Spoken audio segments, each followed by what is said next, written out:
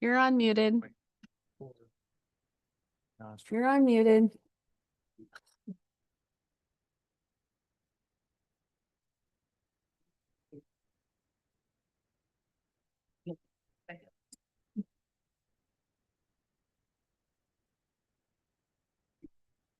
It is 9 o'clock. I'm going to call this meeting to order. Today, we are having the regular meeting of the Benzie County Board of Commissioners. It is March 24th, 2026. We are in the Frank Walter House Boardroom. Could I ask for a roll call, please? Not is excused. Markey, Here. Matthews, Here. Nye, Here. Roloff, Here. Sauer, Craig. Here. Commissioner Mathau will be giving our invocation. Please rise and join me for the invocation and the Pledge of Allegiance. Dear Heavenly Father, I ask a blessing on those assembled here today. And I ask for discernment, wisdom, and our decisions by the board as we serve our fellow residents of Benzie County in your Son Jesus' holy name. Pray. Amen. Amen. Allegiance to the flag of the United States of America and to the republic for which it stands, one nation, under God, indivisible, with liberty and justice for all. Thank you. Please be seated. We have an agenda before us. Are there any additions or anything that needs to be removed? Trigg moves to approve the agenda as presented. Mark will support. We have a motion and support. All in favor, say aye. Aye. Good. We have minutes to consider from 3/10/26. Yeah. Mark will move to approve the minutes as presented. Matthew seconds.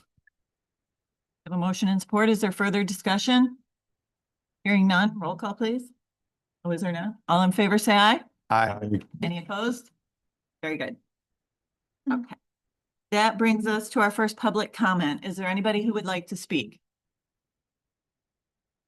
Seeing none, I will close public comment, and that will bring us to our elected officials and department heads.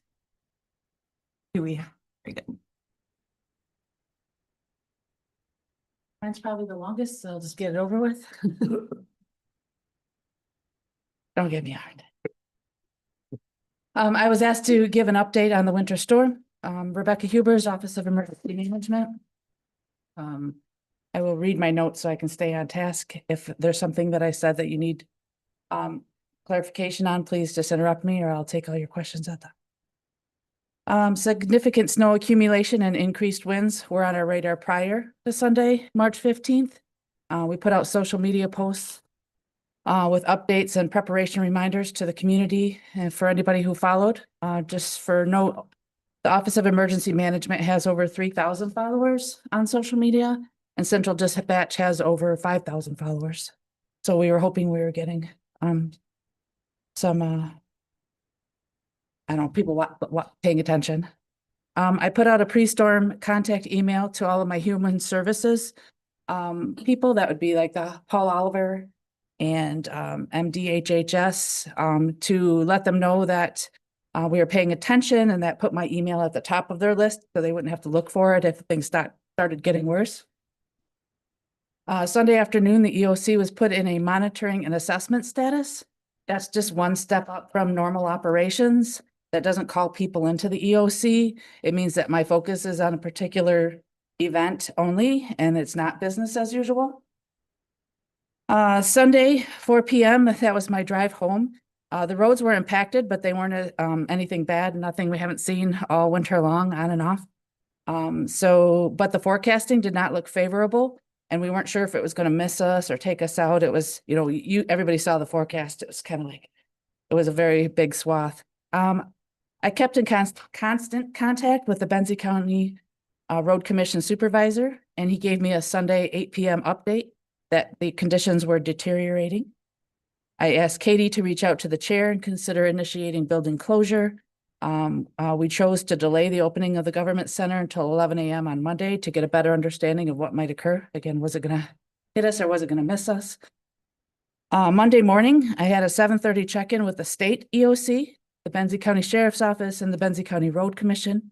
We already had vehicles stuck in drifts in the middle of roadways that were hindering emergency response and plow operations. We chose to close the government center and strongly advise the public to stay off the roads. Media was consistent across the board. People should not have been traveling if it wasn't necessary, and a lot of other businesses and government agencies also did the same thing. Other than the road conditions that Benzie County Road Commission was aggressively handling, Benzie County actually fared well overnight Sunday with no significant power outages or excessive trees down to hinder cleanup and response. From the state EOC check-in, I learned that several counties east of us didn't fare so well. Monday morning, dispatch was not overwhelmed, and we assumed people were staying home and making it easy on us. However, wind conditions and lake effect snow continued to increase aggressively throughout the day, delaying the road commission operations, and we were receiving increasing calls for vehicle stuck in the roadway. That was Monday. We had Benzie County Road Commission supervisors plowing access for ambulances into private residents for medical calls. It was the only way we could get there. A few Benzie County Road Commission trucks were impacted and had maintenance issues. Roads were drifting closed minutes after the plows passed through them. And I believe one tow truck company advised dispatch that they were just going to stop attempting to pull a vehicle out at all due to safety. So multiple factors and projections supported our assessment that overnight we were not going to get any better. And Tuesday morning, the message remained that people should avoid unnecessary travel to give crews that room they needed to clean up and respond. As far as increased workload, the two most significant impacted public departments, because I know there were private agencies, and local village and city agencies, but the two that I paid more attention to were the Benzie County Road Commission and Benzie County Central Dispatch. They had a significant workload. I remained in regular contact with both throughout the entire storm event. As bad as it was, I was informed that we were not experiencing anything they couldn't handle. Constantly said, do we need state assistance? You need me to bump this up higher? And they said, no, we got it. Later Monday, significantly around 7 p.m., must have had a big old gust. We had an uptick in trees on power line calls, and we lost a transformer on River Road that set off a cascade of power outages across the west quarter of the county. So just when I thought we were going to make it through Monday, we had a significant power outage. West quarter of the county, I'm calling Arcadia to Crystal Downs. In addition to some other smaller outages, there was one in Honor due to a tree. Benzie, the Beulah campus did end up on generator power for a short time, but it recovered. So we were lucky about that. Approximately 4,000 Benzie County consumers energy customers were without power. Note that in that portion of the county, a customer, a household, not all of those are occupied this time of year. So I can't say that 4,000 people were without power, 4,000 households were in that impact area. At the EOC, the outage triggered coordination with Grand Traverse Band Tribal, Manistee County, and Little River Band Tribal Emergency Management, and we began identifying needs and available shelter locations in case it was extended and people needed a warm place to go. Contact was made with my Consumers Energy liaison, and I was told Wednesday was the possible restoration date for utilities in Benzie County, which wasn't what I wanted to hear. Benzonia Township Fire Department assisted again in allowing me space to make a warming shelter. And then we advertised those warming shelters on social media so people could go. The other one with cots would have been the Little River Casino. Most people didn't go. The weather was crappy. They probably couldn't get out of their driveways. And most Northern Michigan folks are still super resilient and capable of maybe spending the night without power. It gets into the next day and the next day or weeks that we start to have to worry about that. So me and Benzie CERT set up and managed the Benzonia Township shelter from midnight to 5 a.m. and there was no occupancy. Plans to mobilize more shelter workers and expand resources into Tuesday if the power wasn't gonna come on till Wednesday.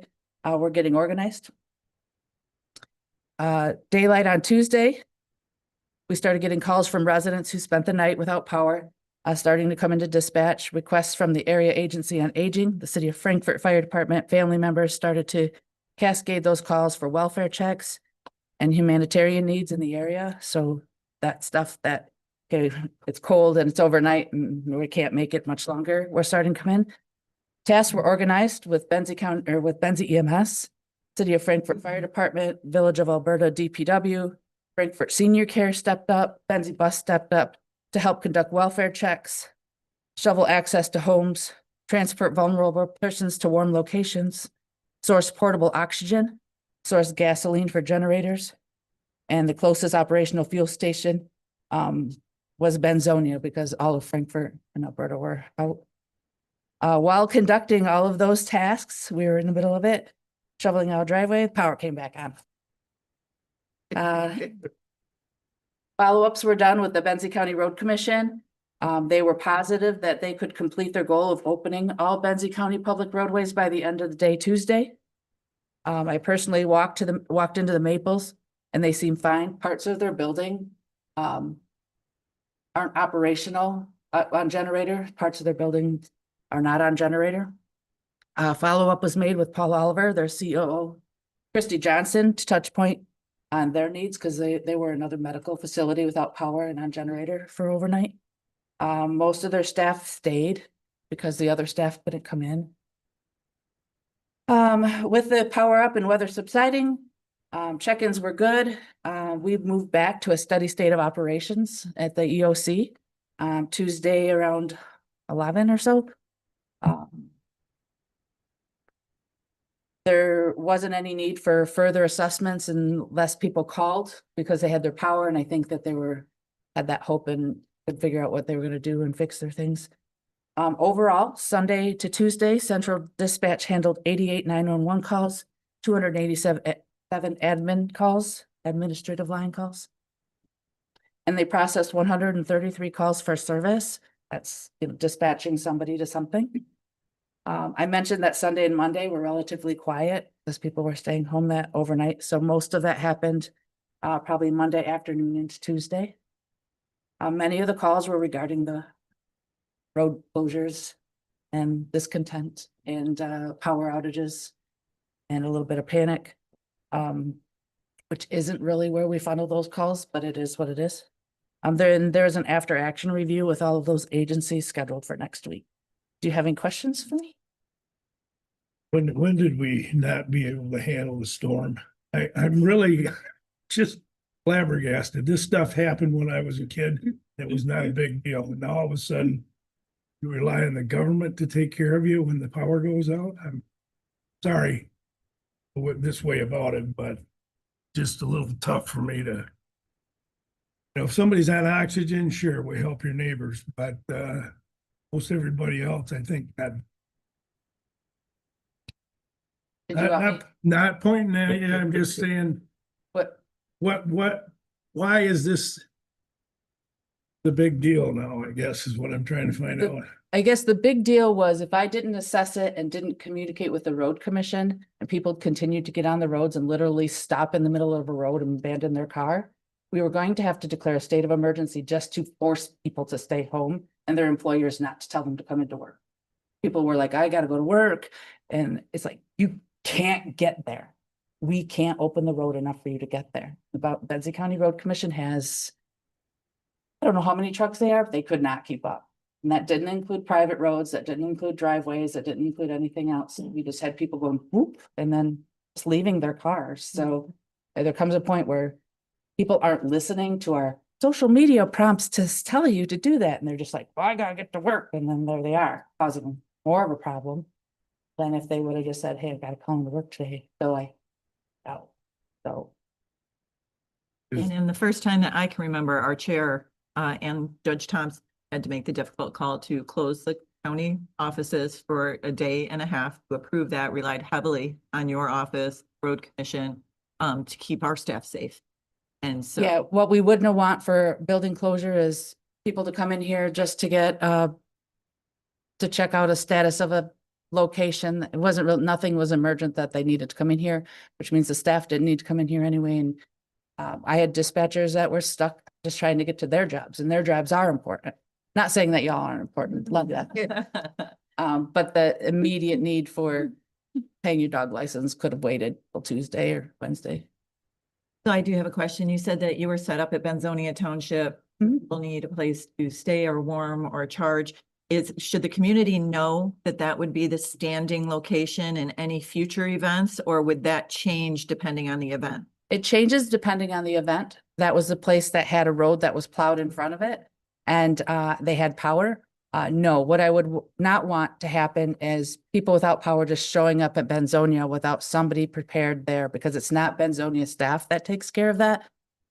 That is my staff that takes care of that. So we have to be prepared to receive people, and them just standing in line at the front door is not going to make things easy. So we get it prepared and then we announce it. If this outage had more of an impact to the north, it may have been Platte Township Hall. So I normally open those up strategically. So if we prefer people stay home, but when it comes to not being no longer safe to stay home, and then they need a place to go and they need an answer to their question. Any other questions for Rebecca? Real quick. Mhm. The first thing, I'm kind of happy for a change that Thompsonville didn't get nailed with a power outage. I mean, luckily Mesa got hit, the Westvista got hit, and like this little circle of nothing. I'm like, oh, that's phenomenal. With respect to generators and the gas, do you have a rough idea of how many people we had to provide gas for? The only reason I ask is that it shows that we do have a lot more folks out there that are more self-reliant and maybe not. At the time, until the power went on, I was only assisting one person who has a medical disability. I believe the city of Frankfurt Police Department helped him the night before. Oh, gotcha. And then I was following up the next morning to make sure that his generator, which he did have, could get fuel, which he could not get out to get Okay. himself. Oh, Most of these buildings, I'm sorry, I know the question is for that, like Maples and other, are those natural gas generators? no, on Propane? Monday night, I checked with Paul Oliver, and they had 48 hours left of diesel that they needed to refinish. So as long as, if we were gonna be more days, they would have had to have a restock of. Gotcha. Thank you. Thank you for your effort. We're in good hands. Grateful the storm, as bad as it was. Yeah, we fared very well. A lot of the problems on other places are just the numbers of trees that are taking down power lines, which are actually make you have to replace the whole power pole and line and facility. And again, we just had we had a bunch of resources camped out at Family Fair. All of our they weren't necessarily consumers, but they were the contract people. Right. Some of them were going into what is it? The farm store to get warm clothes because they're from Arkansas and Chicago and all of those places. They had to, yeah. So, but I was driving through to stop home and get something to eat right after the power went out, and there were trucks driving down River Road. So I know that they were working on it. It's just, it takes longer when the break is bigger, the poles, when there's multiple poles, when there's transformers, it's not as easy as just flip the switch. Thank you. I think my opinion, there's a casual difference between the power outages in this area compared to that area. And I've been told this because the provider in this area has not updated lines and poles and stuff like this as well as that side of the county. I think we've had enough storms that they constantly keep cutting back, along your power lines and stuff. I think they're doing well. I know that they were well prepared. As far as the east side of the state compared to us, we only deal with two providers, and they're both really good providers. Consumers Energy and Cherryland Electric Co-op, and they were phenomenal if you followed them on social media. When you start getting to the east side, you get into other co-ops, smaller co-ops. Presqu'île Electric, I'm not saying there's anything bad, they're just smaller. And so their impact is a little more. And I learned from the first storm that we had that you got somebody like Consumers Energy, they take all the poles and the transformers from the stockpile, leaving, you know, the guy who was slowest to the stockpile, not as easy to get those. They had to work together, but it's still private companies trying to get their people on first. But again, we fared very well. Good. It was just a lot of people just couldn't get out, a lot of snow. Very good. Your comments? Okay, great report. Thank you. Are there any other elected officials or department heads? Tom?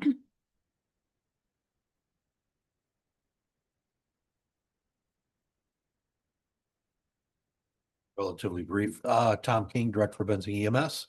We're all moved into the new station. A few of you were able to make it out last Friday and check out the new place. It's really nice. It's cozy. We should see some improvements in response times and obviously, hopefully, no more slip and fall, even though it's been many years since we've had that. But that long walk from the house down to the garage is now obsolete. So now it's just a process of working with Paul Oliver. I have a meeting with them this week and kind of talk about what they would like us to do. I mean, we have some stuff we need to clean up out of there. And I'm pretty sure they're going to tear the house down. My understanding is what I heard was they're already taking bids on who's going to come tear the house down. So kind of working with them on that process. Otherwise, then we have the next process of project here in Benzonia. So other than that, things are kind of status quo. Questions for Tom? All the feedback I've heard about the new accommodations have been very positive. I want to move in. Yeah, a lot of people are like, that's, I was looking at it and I was like, man, something like this with a basement under it would be like perfect for, for me, you know? And that project was on budget, correct? Yeah, I think with all the expenses, not only come in on budget, I think we might be just a smidge under budget. So that's pretty good to see. Yeah, Good. even with all the little unexpected things that I had to buy over the last couple of months, little things. So, you know, the next thing for there is just to get that front paved. So kind of a different project, probably should have included it into the overall project. So if you take paving that front area for parking spots, then that will take us over budget a little bit. But even then, you know, it's just something that needs to be done. And to be clear, to reference what we're talking about for people who weren't here on the front end, EMS used to house our techs in a house owned by Paul Oliver. Right. And the ambulances were down a hill to get to. Correct. We've built onto a garage that the county owns. So Correct. our paramedics and EMTs are right next to the ambulances. Yes. And we have vacated that very poor conditioned house. Yeah. It's old. So, you know, they don't last forever. Right. So thank you for that. Yep. Good. Thanks.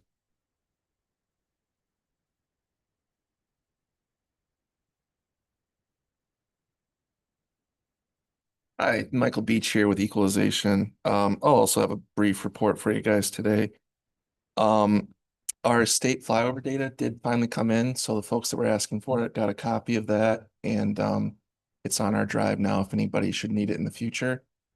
The main task our office has been concerned with are our pre and post March Board Review audits. So this is like an in-depth dive into our local units assessment roles to look for common errors, best practices, giving them advice on things we'd like to see done a little differently to make things more, improve the quality and make things work smoother in our office.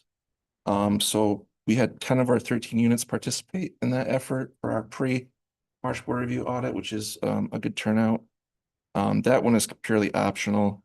The post-March Board Review audit is state mandated, and that's where we might make some changes to valuations before those numbers come to you folks to certify.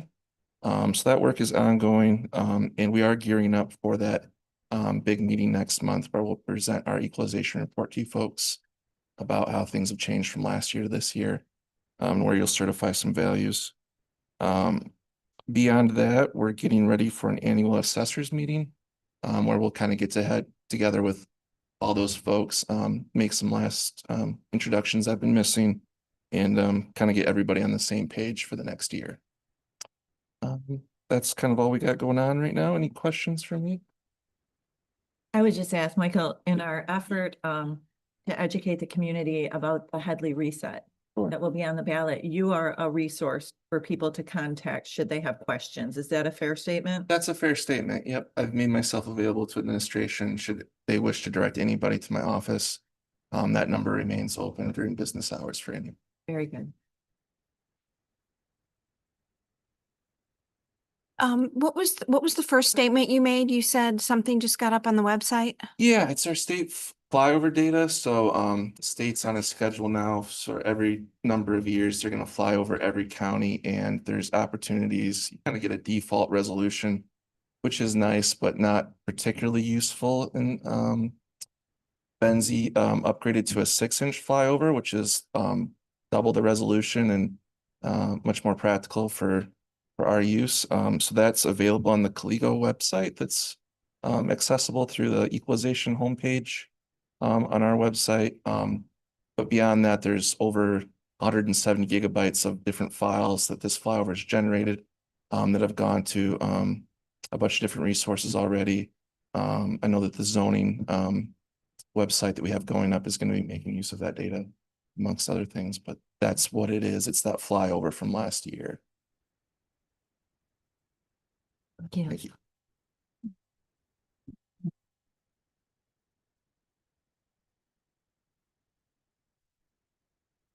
Holly Eberhardt, the Benzie County Register of Deeds. It's been a while since I've updated you guys, so I just want to give you a real quick update on what's been happening in our office. And we all know real estate is the county's economic structure. So I want to point out that our document volume, we are up over 160 documents more than last year. Our e-recordings are up 35%, which is good.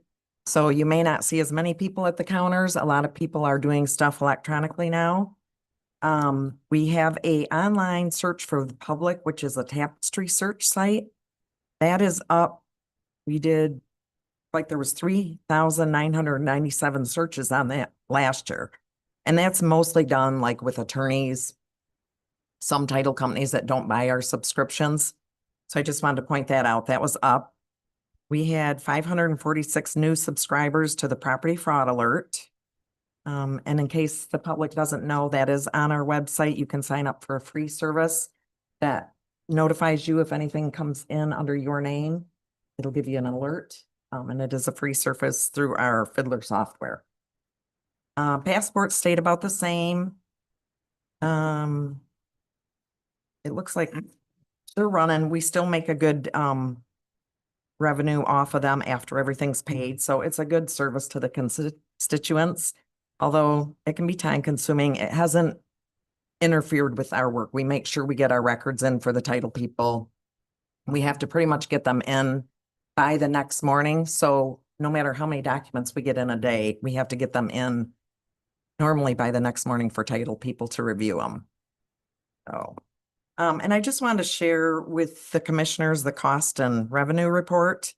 So the system that we have is by Fiddler, and it is a little expensive of a system, but I wanted to point out to you that although we pay for the service, we're still making more revenue after we pay for our service with them.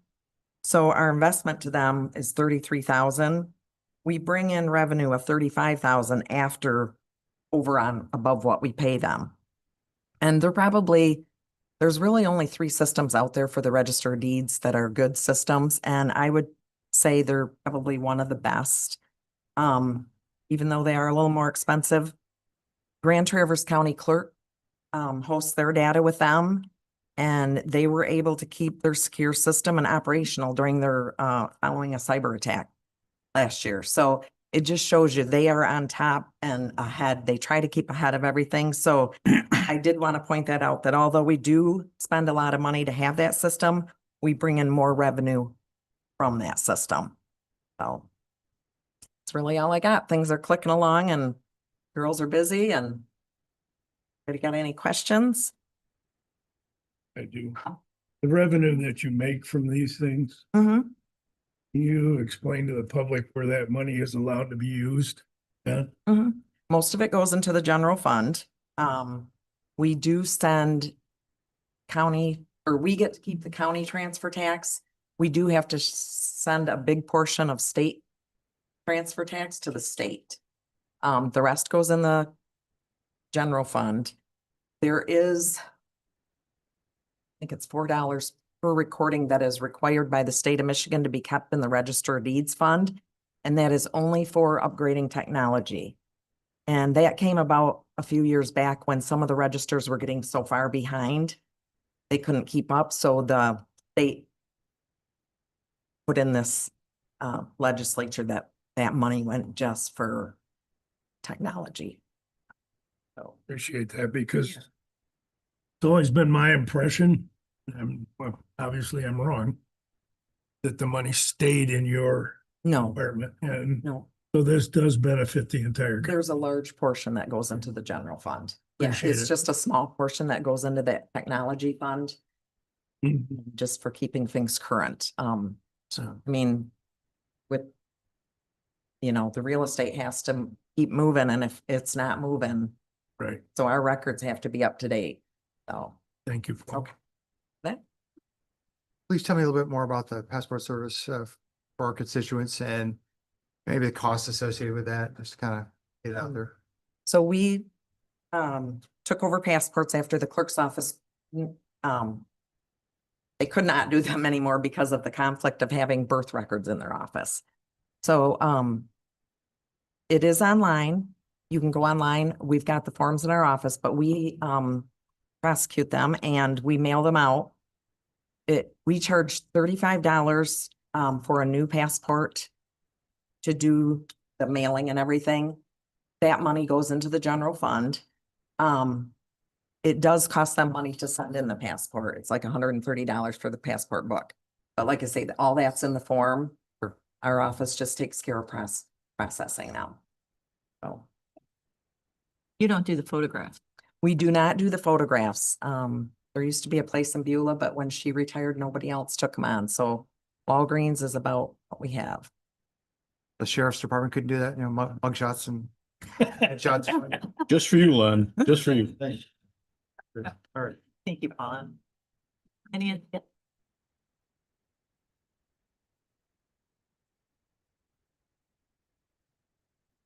Good morning. Quick Maples update. I wanted to know, talking about the generator, the parts of the building that the generator doesn't keep alive, is not where anybody resides. So it's in that old part of the building. We actually have two generators, because when the new building was built, they weren't, they were built at two different circuits. So the new generator only can handle the new building, which is, so that the majority of the new building is on the generator. So everywhere where someone resides. So the old building, its portions, offices, therapy gym, stuff like that. So stuff we could live without for 48 hours and be just fine.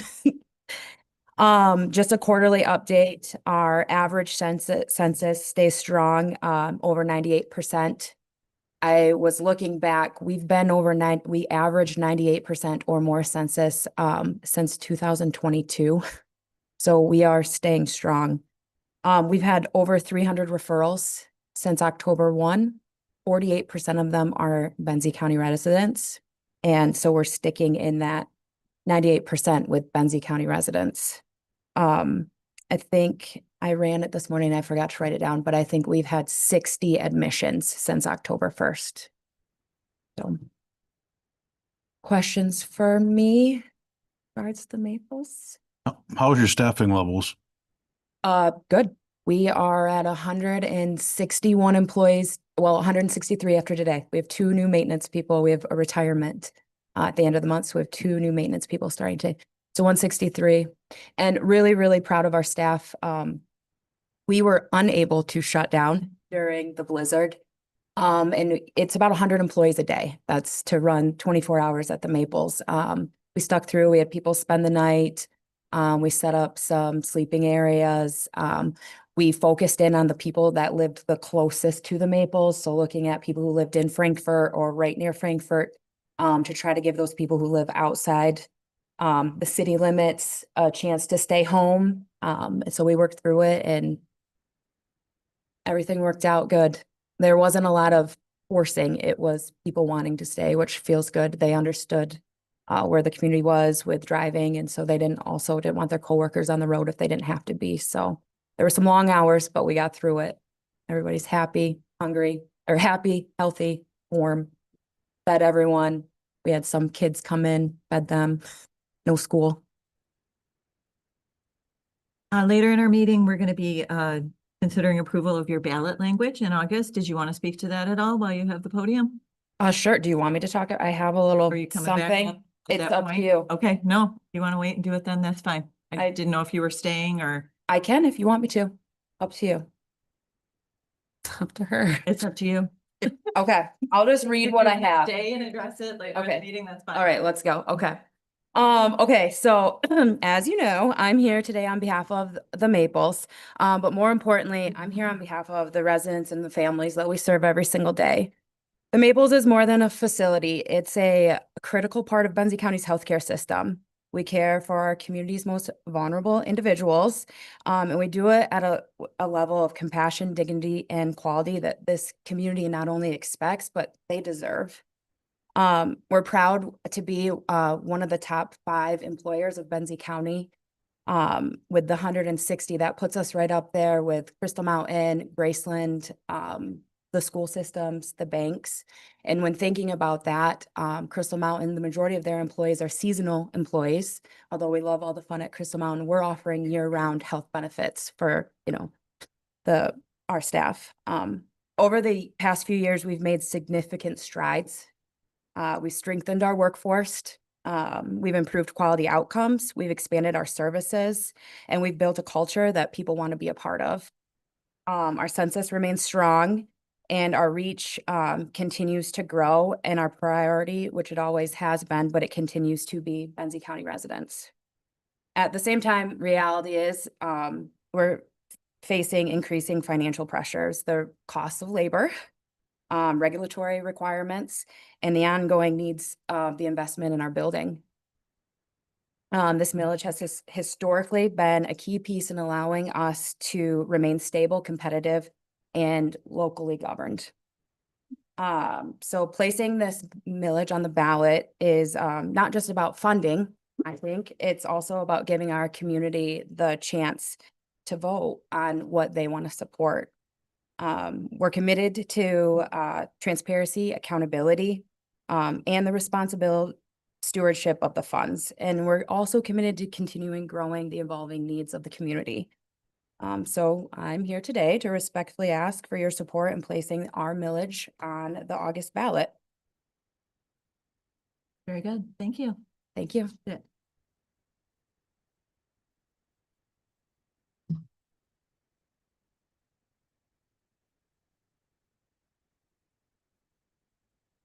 morning, Greg Hubers. I'm the sheriff of Benzie County Sheriff's Office. Very briefly, we have the body worn camera and in-car project is complete. Every car, every deputy has a body worn camera that is assigned. They have received the training, and the policy is complete. It is being reviewed by legal as we speak, but those cameras are out and functioning. It's a pretty solid policy. And I expect that if legal makes any changes to it, they're not going to be major changes. So we're out and running with them. The current jail count as of yesterday is 34.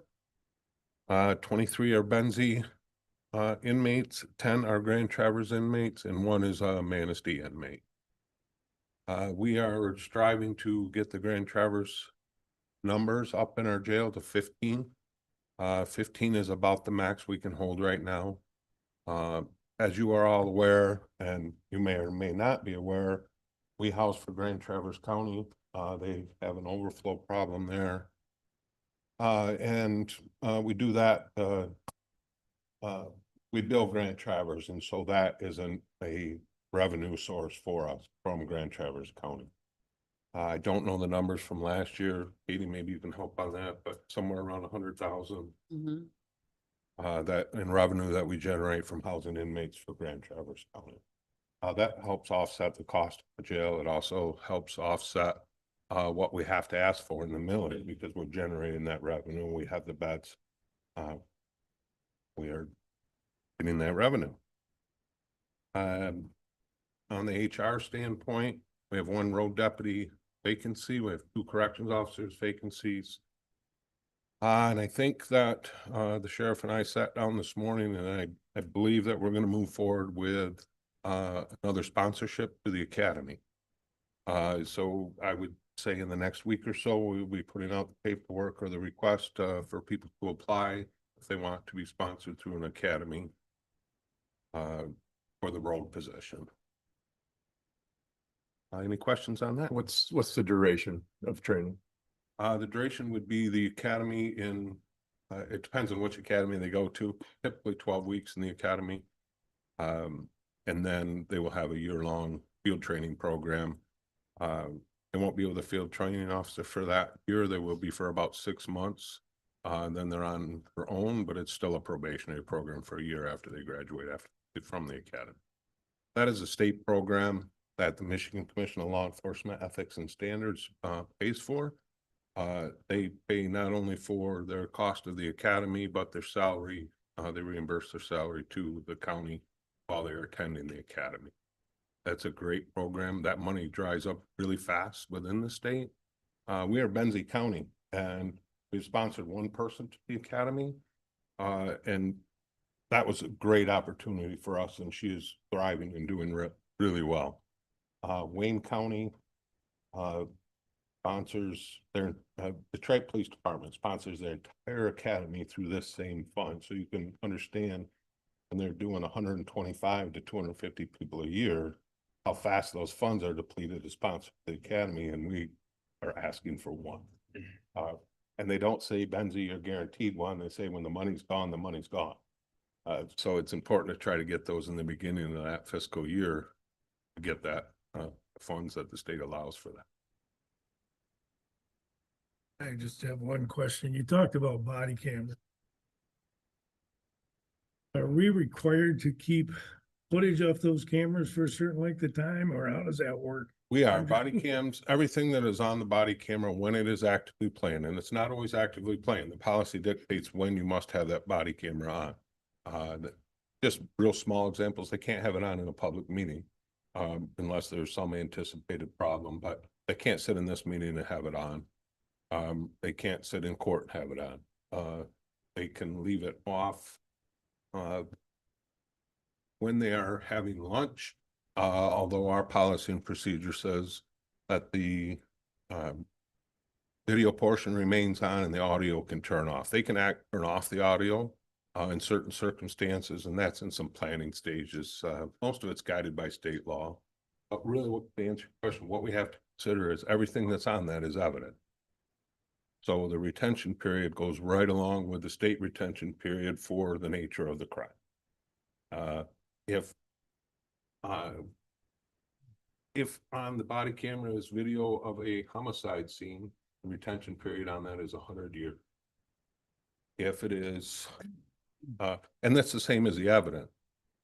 We have evidence down in our property room in a secure facility that is 70 years old because it has to remain for 100 years or until all of the people involved are deceased.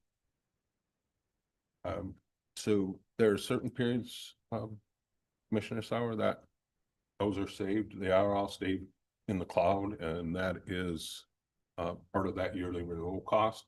We don't save that on local servers. That is all saved in the cloud.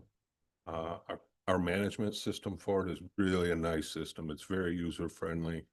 What we are going to see is a whole lot more use of our freedom of information person, and I see those times that she spends on that going up greatly this year. We'll measure it this year and come back to you and report that, you know, one person can't handle this. I'm sure that's what it's going to say, but let's watch it till we've had it for a year and see what kind of work we're putting on.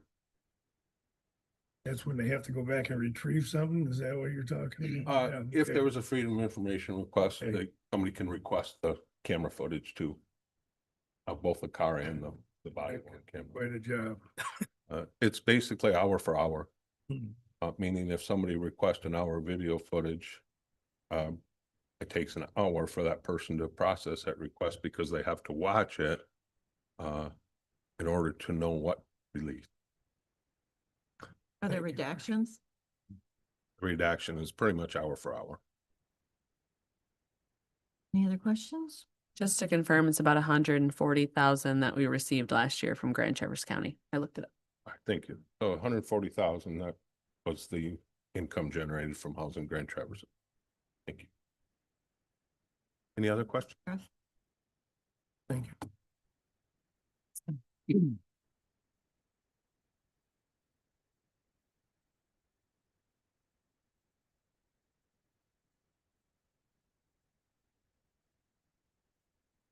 Good morning, Corey Ellis, 911 Director for Benzie County. All I've got for you today is just a small update to tag on to what Becky said and the other departments about the storm. We didn't feel as big of an impact as we were ready to take. I believe because it was closed, because the county issued the closure for 2 days, essentially. That kept people off the road. That signaled to them that, hey, this is bad enough that the county chose to close. I'm just gonna sit in my driveway or sit in my house. I'm not gonna try to venture out. So we were ready for it, but we didn't see a huge uptick. In those couple of days, I did have a staff member who chose to stay over. They stayed in the facility. They slept in our dispatch center because there was such a concern about people getting to work. They voluntarily chose that. They reached out to me, said, hey, this is what I'm thinking. Is this okay? And I said, absolutely, it's okay. While I'm buried in my driveway and can't make it anywhere because of the same conditions that everyone else is dealing with. So they stepped up, absolutely. And we also upstaffed to ensure that we had enough people to handle what was potentially coming and eventually did get. So I'm happy to answer any questions from our department or anything that one dealt with. Otherwise, I'll move on to the other thing I was going to present. Wanted to ask that. We went through that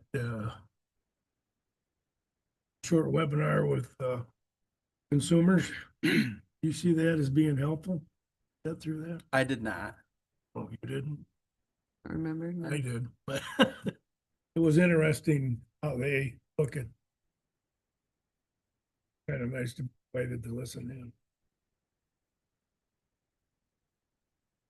Without any other questions, the other item I was going to present today was we did get our final, excuse me, our final report for our audit.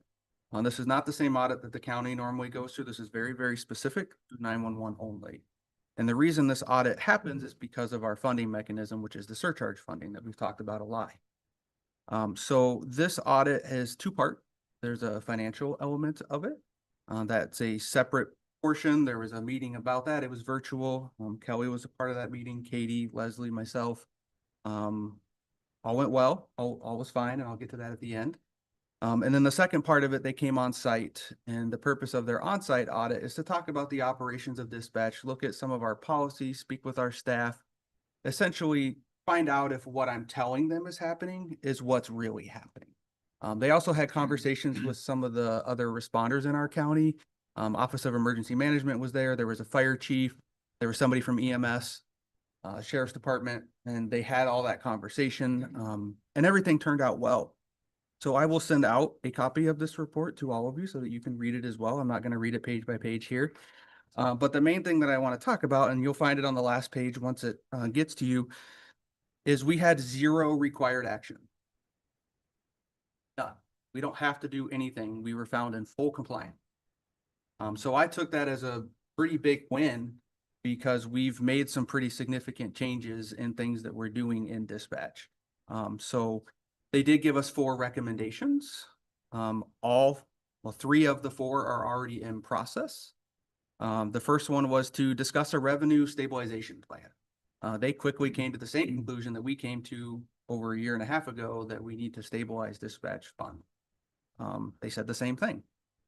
We're already working on that, right? Ahead process and what's going to come in the summertime. Then also implementation of a quality assurance program for all disciplines. That's also been discussed here, and we're working on what that roadmap implementing that will look like, how we're going to get there. So that's already in process.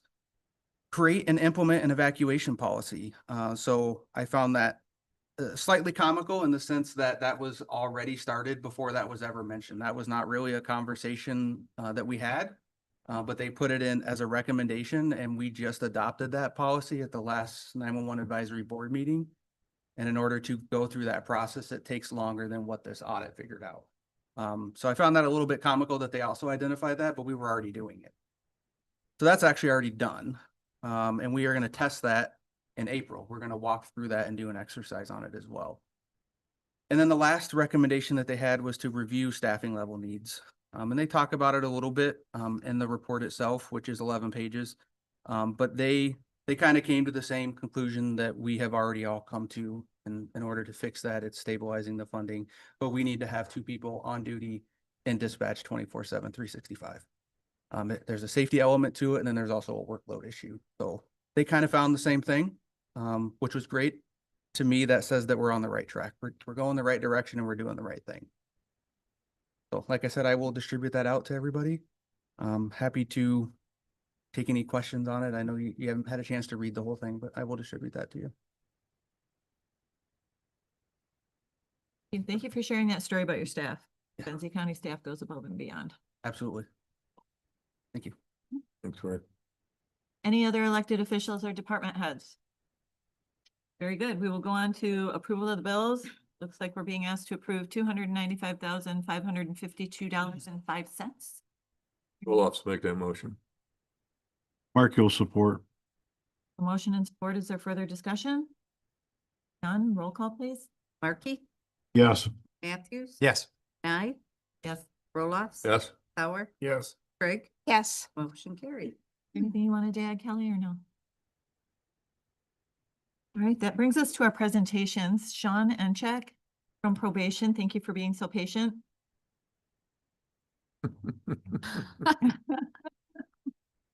Good morning. Morning. Sean Anchak with the Michigan Department of Corrections, assigned to the Benzie County Circuit Court. I wanted to introduce my partner Cynthia Patrick, who joined our office last June, and may very well be here after me giving this same report as we move forward. I'm not sure if everybody received my written report, but I'll just kind of go over it briefly. I'm not sure if this is a required thing, but I thought it'd be beneficial for the board to kind of hear how the money that was granted to our office for the purpose of Benzie bus tickets to be provided to probation clients in need is being used. And basically, as a history, for those that weren't here last year when this was allocated last February, Benzie County Probation received a $20,000 grant from the opiate funds to be distributed over the course of 5 years, $4,000 a year. That breaks down to 1,333 passes per year from the Benzie bus, because we're buying passes at face value. There's not any kind of special costs that we're receiving. We provided our first pass April 17th last year. We serviced 31 probationers. We have 66 probationers currently in the office, so we're providing transportation benefit to nearly half of felony circuit court probationers that we currently serve. Really, as of today, we have allocated almost the entire first year. So we're budgeting, I believe, fairly accurately. We're pretty liberally providing the passes to the people who need them. We're not holding back. There's a request, and we're just short of a month shy of filling that first goal. So this next year, we'll do our best to continue to allocate in the same fashion. We did just order them and we have received them, but we have not passed out any for the next fiscal year. That'll probably start next week. Just there's a comparison here because when we did this opiate request, it was specific to probation cases that are supervised in Benzie County. We also supervise parolees in Benzie County, and currently office has 17 parolees.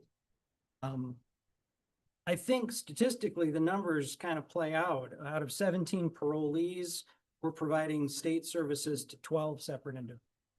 That's nothing that the opiate funds are assisting with, but I just think it's important to kind of see. Probation parole, we follow a coaching model, which is really about providing support and services to individuals who have been convicted of felony offenses, who are reintegrating into society to be successful citizens. And I believe one of those things is providing some of this transportation. So we're very happy that commissioners granted us this and we're protected for several years to be able to provide this service. I know I can speak personally and professionally to the 31 probationers because we know them and we know their families and we know their situation, that they are very thankful to have this benefit. I do not believe that there's any abuse of this benefit. We screen the people that are requesting services, or we're just flat out offering the service without them knowing that it's even there. Definitely not a feeling that it's any kind of entitlement. And I believe that, and Cindy can confirm this, our clients are very gracious to receive it. I'm not sure if the commission wants this on kind of like a yearly basis as an update. We're certainly willing to provide that. Yeah, if my memory serves correctly, it was a condition of granting this funding, and it's appreciated. I think it's important that we hear if it's being successful and if it's being used, and I think it benefits the board to get this kind of feedback. I think it's important that the public. Yeah, that's very. And I'm happy to see that Benzie Transportation is here because obviously thank them for their service and being provided to our clientele, and they sure will attest that we do not see any kind of. Any questions about the program? I understand you correctly. You don't give out a bus pass unless they ask for it, or am I missing something? Or you evaluate this? We evaluate the situation. Okay. Clients may ask us for passes, or we may just see a need and offer. Obviously, we talked earlier in the meeting, Northern Michigan, Benzie specific, folks tend to be kind of close to their chest. They don't always ask for help when they need it. But we see ourselves in a position to offer help. And some folks will decline. But we're also keeping that 1,333 passes in our head as we're figuring out. We don't just pass them out to any. Any questions? Thank you for the report. Much appreciated. Great, that moves us on to our second presentation this morning. Jessica Carlin, Benzie Transportation 2025 Audit and Impact Report. Good morning. Good morning. I'm not going to touch too much on the audit report, other than that it was a good audit. We had no findings and our MERS account is fully funded. So that's usually what you all like to hear. So I'll touch on that and leave the rest alone. In your packet, you should have a copy of this, and I'll leave these in the back as well for any community members that would like them. I'm not going to read it for you, so I'll just touch on some other things that aren't included due to lack of space. So for our second year in a row, we had our highest ridership in our 19-year history now. So that's exciting. We are also more efficient last year. This is on your report. We had an 8% increase in ridership and a 3% decrease in miles traveled. So that means we're being more efficient. We're grouping people better. Just routing has improved since the year before. So that's something we're really proud of. We have 63-ish employees. This seems to change every single week, so I'll just leave it at that. 45 drivers. Most of those are part-time staff, about 15 are full-time. We have 32 vehicles. These range from small minivans to we have a 128-seat bus, and the rest are Ford Transits, which are 12 to 14 passengers, and then cutaways, which are 14 to 16. 70% of the fleet uses propane, and that's either straight propane or the dual fuel vehicles that can switch between gasoline and propane. 25 bus routes, 17 vehicles are operating during our peak demand. Touched a little bit on ridership. Our busiest day last year, we had just under 400 passengers on a single day. or excuse me, that's our average, about 400 passengers a day. Tuesday, June 3rd, I'm going to assume there were a lot of field trips because we had 601 passengers that day. So that was a little busier. And so far this year, we're averaging a little bit higher for ridership, just slightly, year over year. In our busiest month last fiscal year, we're on the October through September fiscal year, was 12,000 passenger trip in a single month. So that was another record breaker. We just seem to be naturally growing and having increased ridership, which I think speaks to not only just the overall need in the community, but the aging population that we're all aware is increasing rapidly here. Some future capital investments. We were awarded a $3 million grant through the FTA recently to build an additional parking structure behind our current facility, which will house almost all of the rest of our vehicles. And then there's a lean-to that will also be on the side to allow some coverage there. And that, as you should know, just extends the life of the vehicle. So being able to park them inside is a cost savings in the long run. Site preparation on that should begin in the fall and be completed sometime next summer.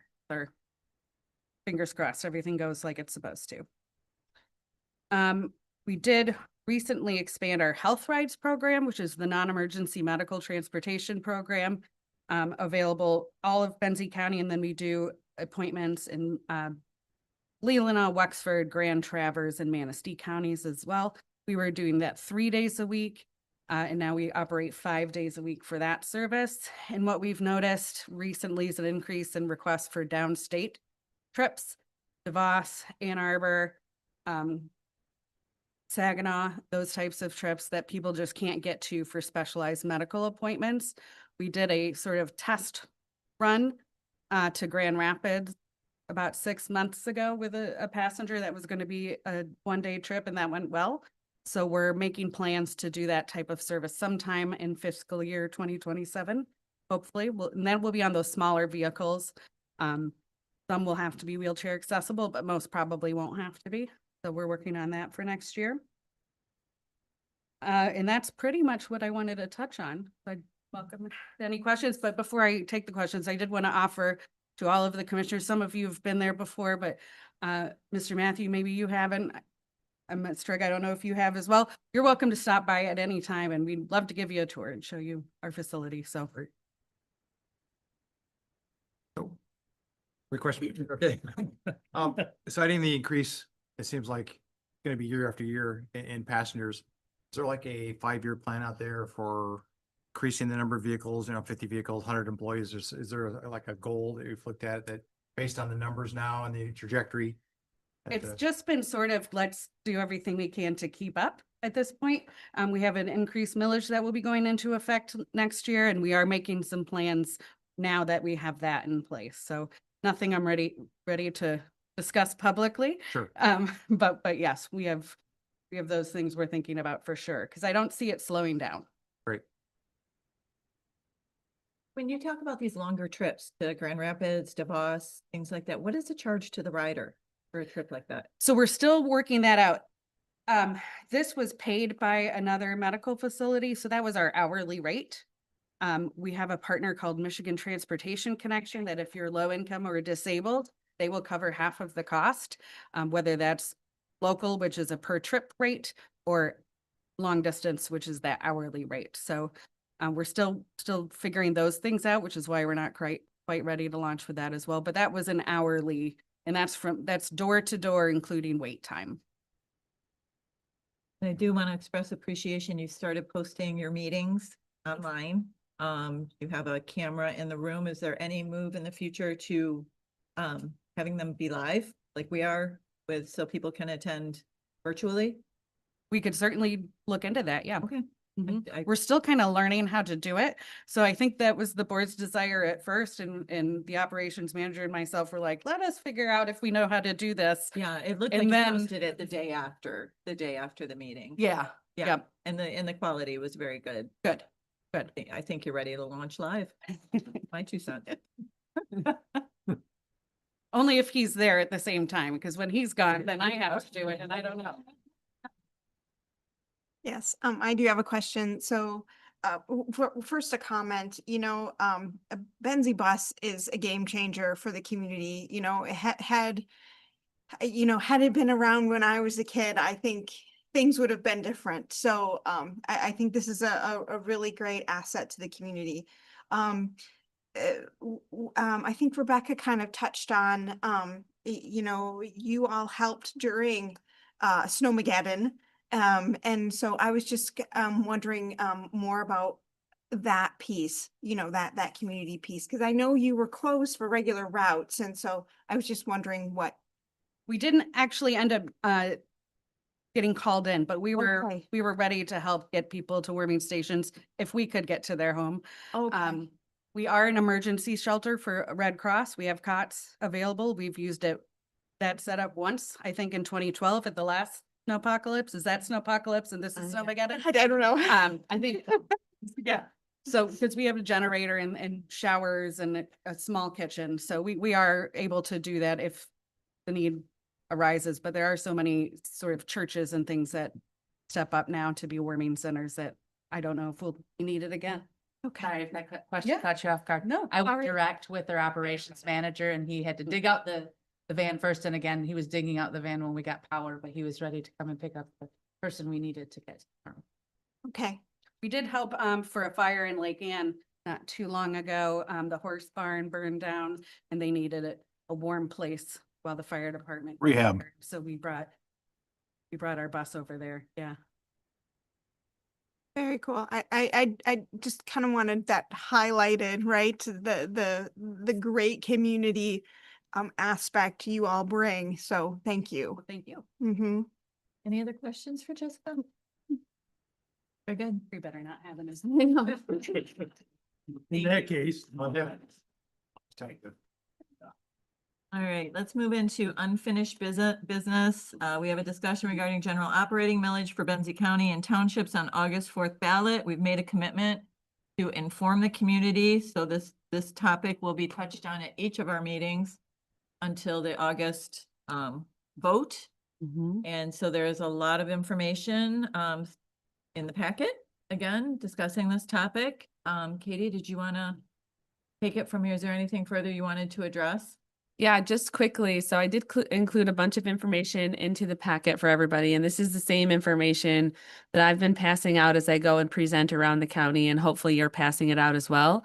I did just want to quickly share on our website, though, that we do have a page on our website. And so I wanted to make sure the community could see that too.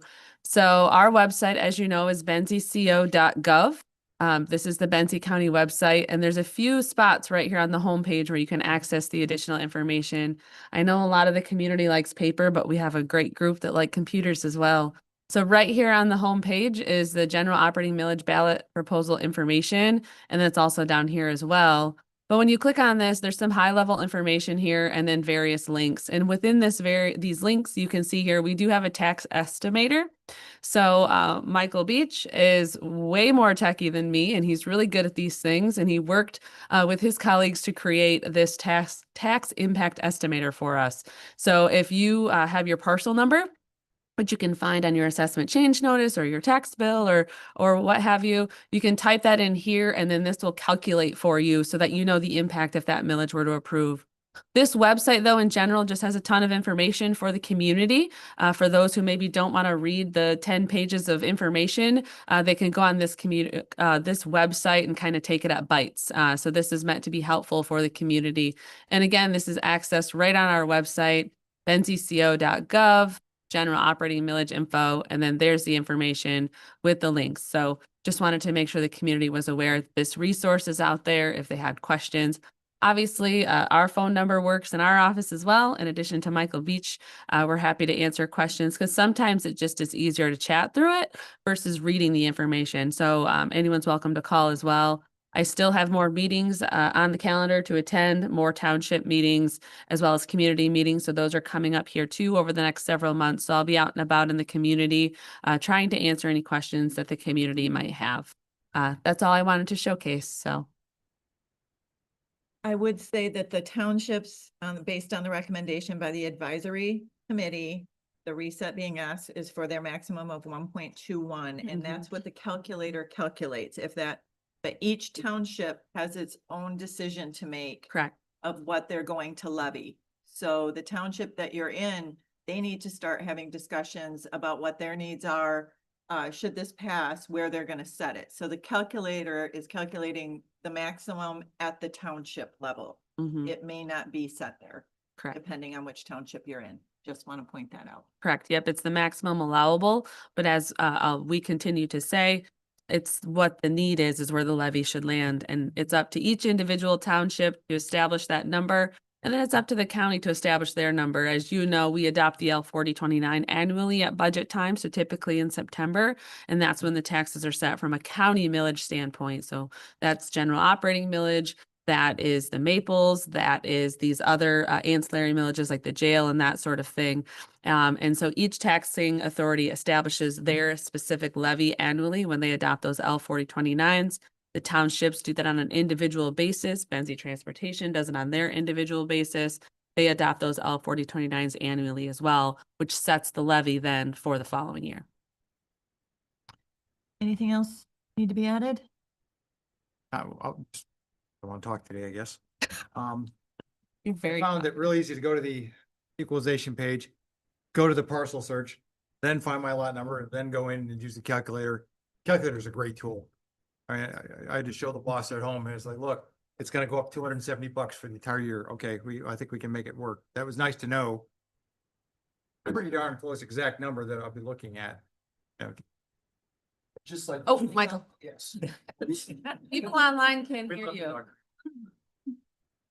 The only other thing I haven't heard discussed about it is I just want to make it absolutely clear. When that went live, it was with our 2025 data. So there is plans, probably next month to update that with 2026 data. But for those folks that purchased in 2025 specifically, there will be a significant change to your taxable value. So if you are in that situation, I would encourage you just to reach out to our office and I can go over it with you in depth. And then I just want to make sure everybody's speaking into the mic. I've received some feedback that's hard to hear online. Right, we will move on from that topic to our last in the unfinished business. Consider enacting the amendment to the Animal Control Enforcement Ordinance. Really nothing to add here. You introduced this ordinance amendment at the last meeting. This is really as a result of the adoption of the resolution and updating of fees related to licensing for the friendly furry dog friends in the county. And so this is just aligning all of those documents and requirements. Trig moves that the amended Animal Control Enforcement Ordinance for Benzie County be enacted with an effective date of April 1st, 2026. Matthew seconds. We have a motion and support. Is there further discussion? Hearing none, roll call please. Matthews, Yes. Nye, Yes. Roloff, Yes. Sauer, Yes. Craig, Yes. Markey, Yes. motion carried. Very good. All right, it is 10:13. I think I can't see that part. Whoa. Let's go ahead and take a 5-minute break before we start new business. It Okay. seems like a good spot. We will come back.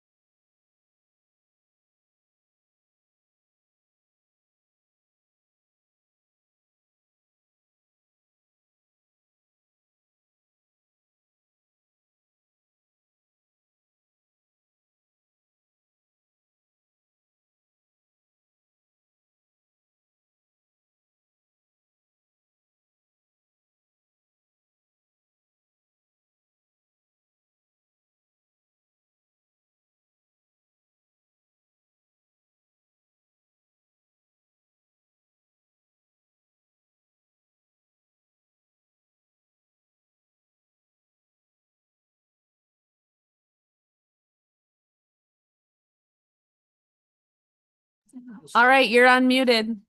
All right, we are back in session and we will start with new business. A is consider approving amendment to cleaning contract to include MIDC office. Yes, so as you know, about, I guess it's been almost 6 months ago, we entered into a new agreement with a cleaning company, Chris, et cetera, and it's went really well. The staff has given great feedback. They love the job that they're doing. Anytime there's any tweaks to anything, they're happy to make those tweaks. So as we've, moved through this contract, unbeknownst to many of us, they weren't cleaning the MIDC office, and that was a request of prior staff that no cleaning people be in that office. Well, now they would like their office cleaned as they've changed some staff in that office and are requesting that. So Chris, who is a gem, she has offered to obviously add that on to the contract for the $50 a week to clean that. Now, I don't know if you've ever been in that space. It's not just an office, it's a full department. There's multiple offices in there and a kitchenette, we all learned. And so there's quite a bit of cleaning to do in there. The other piece of this too is actually the gym. So as you know, we have an employee gym in the lower level of the sheriff's office. And what we have run into is the floors. The floors, it's hard to keep up with those floors. And so we worked closely with her to find the correct cleaner and to scrub the heck out of those floors. And we're trying to now keep up a little better on those floors because they do get dirty rather quickly. It's those like rubbery gym floors. And so they just really hold on to any sort of dust particle that comes through and they look terrible. We have added rugs. We had rugs, but we've adding rugs and things like that to kind of limit the space that's needed. But she's proposing to also add that on as well for about $80 every 3 to 4 weeks, depending on the need. And so the request today is to allow for those additional cleaning areas as part of the contract in your packet. Do you have a question? Can you tell me what MIDC means? That's the Public Defender's Office. Oh, very good. Thank you. Yeah. Michigan Okay. Indigent shouldn't Defense make a mess, Council. should they? So Katie, was the gym included originally when she came to assess the campuses and know, but I can understand the MIDC office because they said, no, you don't want anybody in here. And I guess that was years ago, so that was new to all of us, yeah. Okay, but the gym was there. So At that time, we didn't believe we needed that. I mean, we knew it needed to be cleaned, but we didn't think we would need the outside service to do it. There was staff that had committed to cleaning it and things like that. Well, that's not happening. And in order to preserve the investment that we made, we need somebody who it's their focus and they're going to regularly clean it. Our staff is good about wiping down the equipment and, those sorts of things. And there's signage down there that says, don't wear your street shoes and, that, but it's not someone's priority. And so it's not happening on a frequent enough basis. And then that wears at the investment that we made. And we're trying to keep the longevity of that investment there.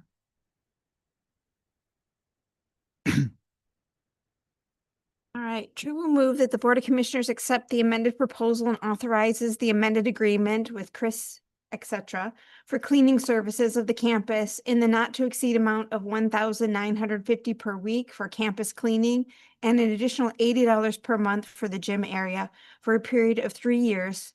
Such agreement subject to its form by legal counsel and authorizes the chair to sign with funds available in the general EMS, ALS, and central dispatch funds. Markey will support. we have a motion and support. Is there further discussion? My question is, so we're looking at $2,030 a month? Am I misreading this? Yeah, so it'd be 1950 plus the 80, so 2030. Or no, it's 1950 a week, but then $80 a month. A month. So sorry, I was wrong. So 1 week theoretically would be 2030, but then the other weeks are the 1950. Okay. Sorry. Are gonna clean it once a month? So yeah, the floor is needing that deeper clean about Okay. monthly.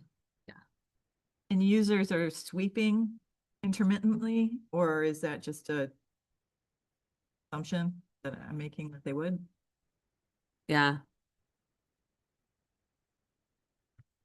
All right, any other comments? Roll call, please. Knight, Yes. Roloff, Yes.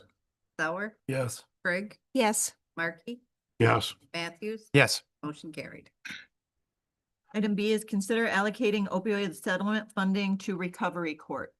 Yes, so in your packet is information provided to you from Ken Hilliard. John is here to present on behalf of Ken Hilliard. A couple of years ago, when we really started looking at the opioid settlement dollars as a county, we established a staff-led committee as the first step to look at what are some of the things that these dollars could be utilized to enhance services that Benzie County is currently providing. And one of those items at that time was dollars to be allocated to the recovery court or drug court, as it was called. And the Board of Commissioners approved that funding of $15,000 at that time to expand that program. So in your packet, you'll see a letter from Mr. Hilliard, who oversees that program. And essentially what they're asking for is an additional allocation to continue to expand those services to provide that expanded use. The part that is needs to be made note is that the recovery court is funded and Mr. Hilliard is funded through a grant through the state of Michigan. And as you know, Michigan is volatile at best on how much money you're going to get from a grant year after year. And so as we've came through time since I've been here, that grant has went up and down, up and down. It has not stayed consistent. And so with the dollars from the opioid settlement funding, that helps keep a consistency to recovery court and then also gives us the ability to try to add additional folks into that program because we do see great success in that program. Anything you want to add? I believe I added our statistics to the packet, and this is a perfect opportunity to publicly kind of tout the program. The recovery court's been in its current formal structure since 2019. We've had 17 total participants in that program since that time. We have 5 current participants in the program, and we're looking at adding a 6th. And then our statistics, relatively speaking, for the 12 that have completed the program are a 58.33% successful completion. We had a 33.33% unsuccessful completion. We did have, unfortunately, 1 death, and that's an 8% relative. And then there's been recidivism in about 16%. So we're below the state rate for recidivism, which is the repeat offenses. We're actually above the state rate for graduation rate. The state rate is about 54%. So program is working. It's working as it's intended. And we have a pretty active team. And we're having difficulty turning anybody down. So our grant through the state covered 3 people. We currently have 5 people in the program, and like I say, we're looking at adding a 6th person. What the opioid funds would really do would allow us to continue to add testing supplies, would continue to add incentive supplies. So part of the program is offering opportunity for clients, and sometimes that's through food or gas or bus passes, things like that. So there's just some things that the state grant does not cover. And then we are really pushing to exceed what the state grant allows by having more people in the program. Because when you look at these successes, if you sit in the recovery court, which is this afternoon, I invite commissioners to come in and see the court in action. Really, every probationer who's opiate affected or other substance affected should have the opportunity to go through this type of.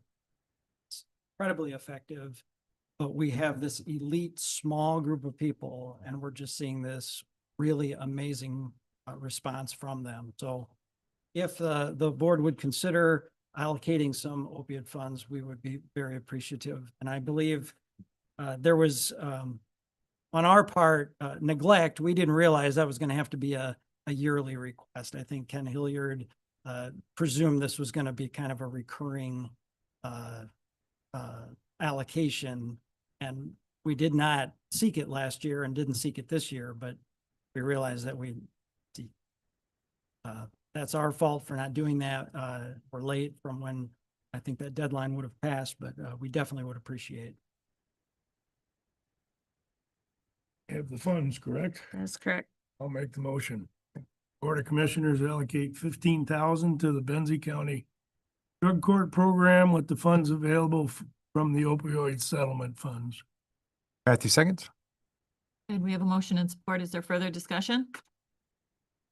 So if I'm understanding this correctly, our numbers are so low, the numbers of people, because from 2019 to 26, there were only, I can't remember what you said, 12 or 17. 17 total people in the 17. program, 12 have completed, 5 currently active. And that's because you only have funding to do 3 per year. It's a 2-year program. It's a 2-year program. And our state grant only allows for 3 participants. Okay, and so if we had these dollars, we'd be able to expand that to the 5 people we'd like to do, or the 6 people we'd like to do right now. Right. Currently, we've been floating on the state grant, well, really for the last year and a half since the last opiate fund allocation. Partly, some of our clients have chosen to test in alternate places, so our cost to the jail for testing has fluctuated. We've been very, very conservative about providing any kind of positive incentive to our participants because we know that we don't have the budget to really provide some of the assistance we'd like to provide. So that's kind of where the opioid funds would be able to fill in. And are there more people maybe waiting, or is this typical numbers for us? Oh, no, I think if we suddenly offered more slots to be available, there would be opportunity through, and the prosecutor's not here to speak to it, but I'm confident that there would be other individuals identified. Because the key really is that it's a substance use disorder. The recovery court isn't always specific to opiates. Sometimes it includes methamphetamine, but really I would say that everybody is opiate touched, either through their own family, their own history. It just may not be their current convicted offense. But I think that there are people in the pipeline. The only people that we really don't accept are certain violent offenses and certain trafficking related offenses. We're looking for recovery, lifetime of healthy sobriety for individuals. Thank you.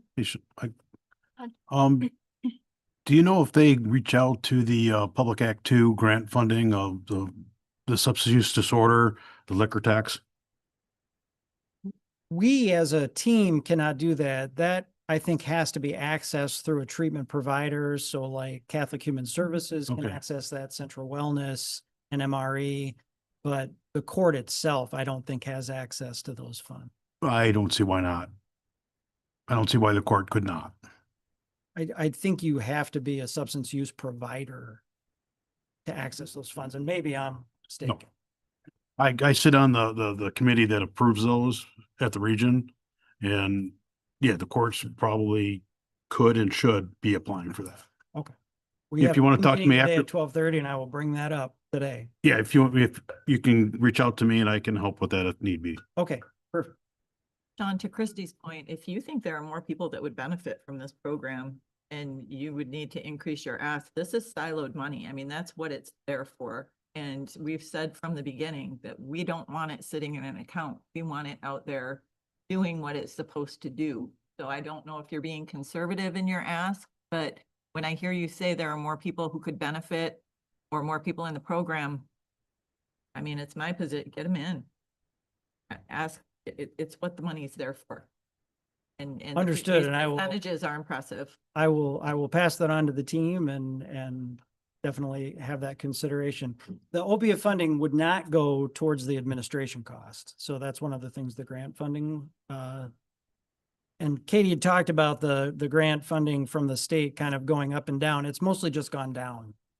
We don't see the up part. Only once after COVID.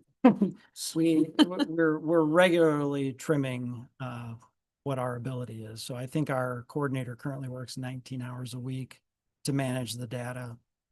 Well, if it's within our parameters, to assist with that money, again, that's what it's there for. Okay, I'll definitely bring that up today. So we had a motion and support, correct? Mm-hmm. Okay, roll call, please. Roloffs. Yes. Sauer, Yes. Craig, Yes. Markey, Yes. Matthews. Yes. Nye, Yes. motion carried. We thank you. And again, we meet at 3:30. You're welcome to come to court and see the court in action. Okay, thank you. Item C is consider approving a budget amendment related to the building department digitization project. Yes, so this is something that's been planned for a couple of years. The goal is to digitize all the records that we're able to digitize across the county. The budget for the building department, though, we did not budget this project in this fiscal year because we didn't think we would get to it. And the initial cost that was given to us was much higher than we thought we could withstand. Kelly was able to move forward with her side of digitization for the tax rolls, and the cost came in less for the building department, and they indicated they could do it at the same time as they were doing the tax rolls for the treasurer's office. So what we're doing is requesting you to amend the budget to allow for the use of those dollars that have been planned for digitization, to do it now during this fiscal year versus wait, because the timing is there, the company is there, and this is to digitize building department records. So this is the planning room. I guess it's the old planning room that's off of the MDOC office, as well as the many, many filing cabinets that are within their space where Jim Zimmerman is at, Jessica, and so forth. We are doing it internally a little bit as we have time as well. So don't think nothing has happened since, we started this process 4 years ago. People are digitizing all the time. So is the building department. But the big issue is the big maps and some of those things. We just don't have the capabilities to do a lot of those things. We tried to do the large scale scanner. And while it does work, it doesn't work well. And so that's to work through this, to work with the company that Kelly's also working with to digitize documents, which then puts them on digital media for Benzie County. Right, Chair moves that the Board of Commissioners authorizes a budget amendment in the amount of $60,000 to recognize revenue and related expenditures in the 249 Building Department Fund. Awesome. Is there further discussion? Gary. This comes out of their fund. Correct. And that, we've done that before, so that's good. Mm-hmm.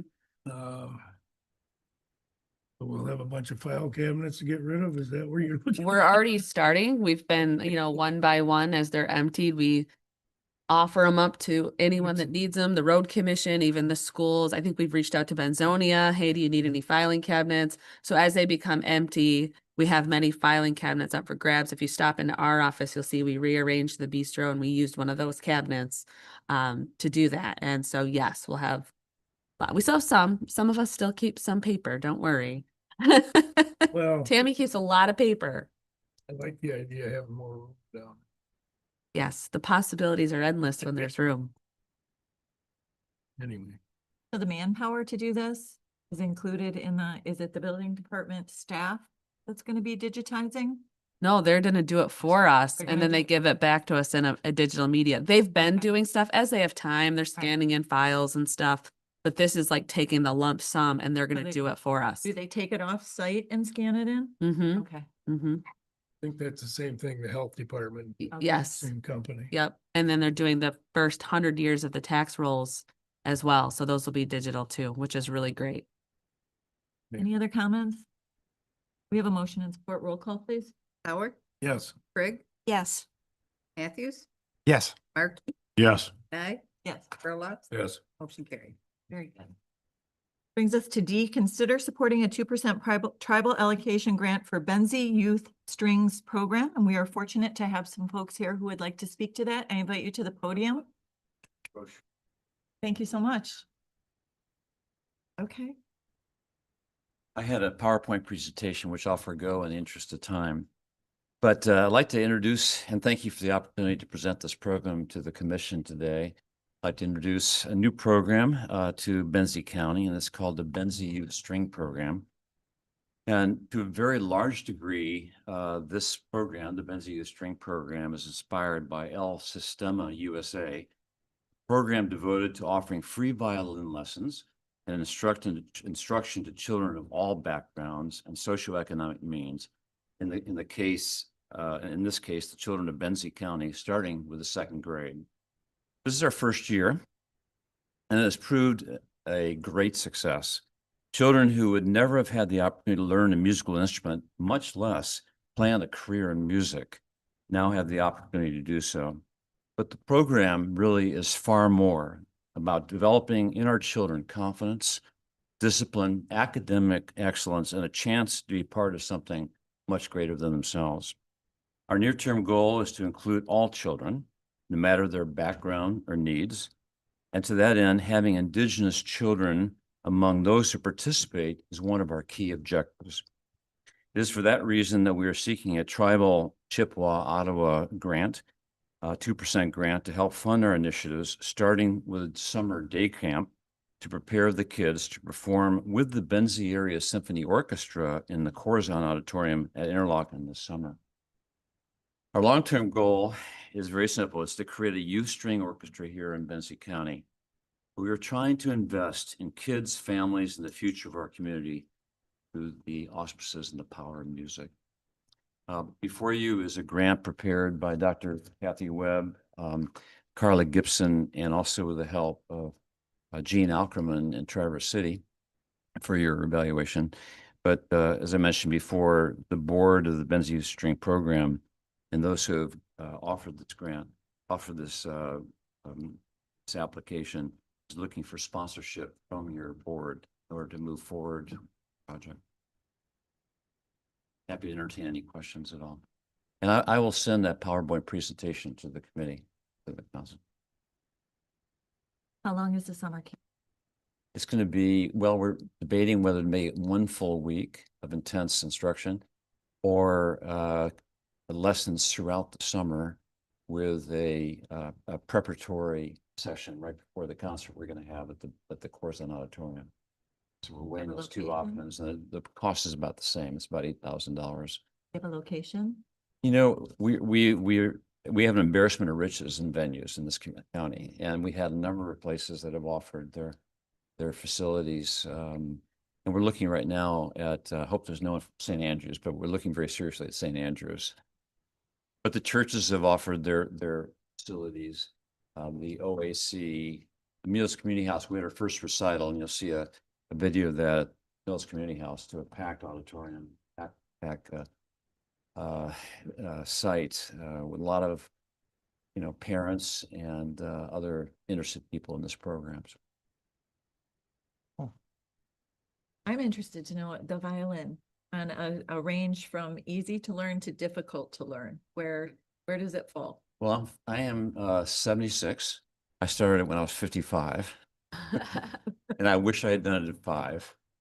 But it's something you can take up at any age. And one of our instructors, who is also the elementary school music director, Bryce Robb, is a fiddler.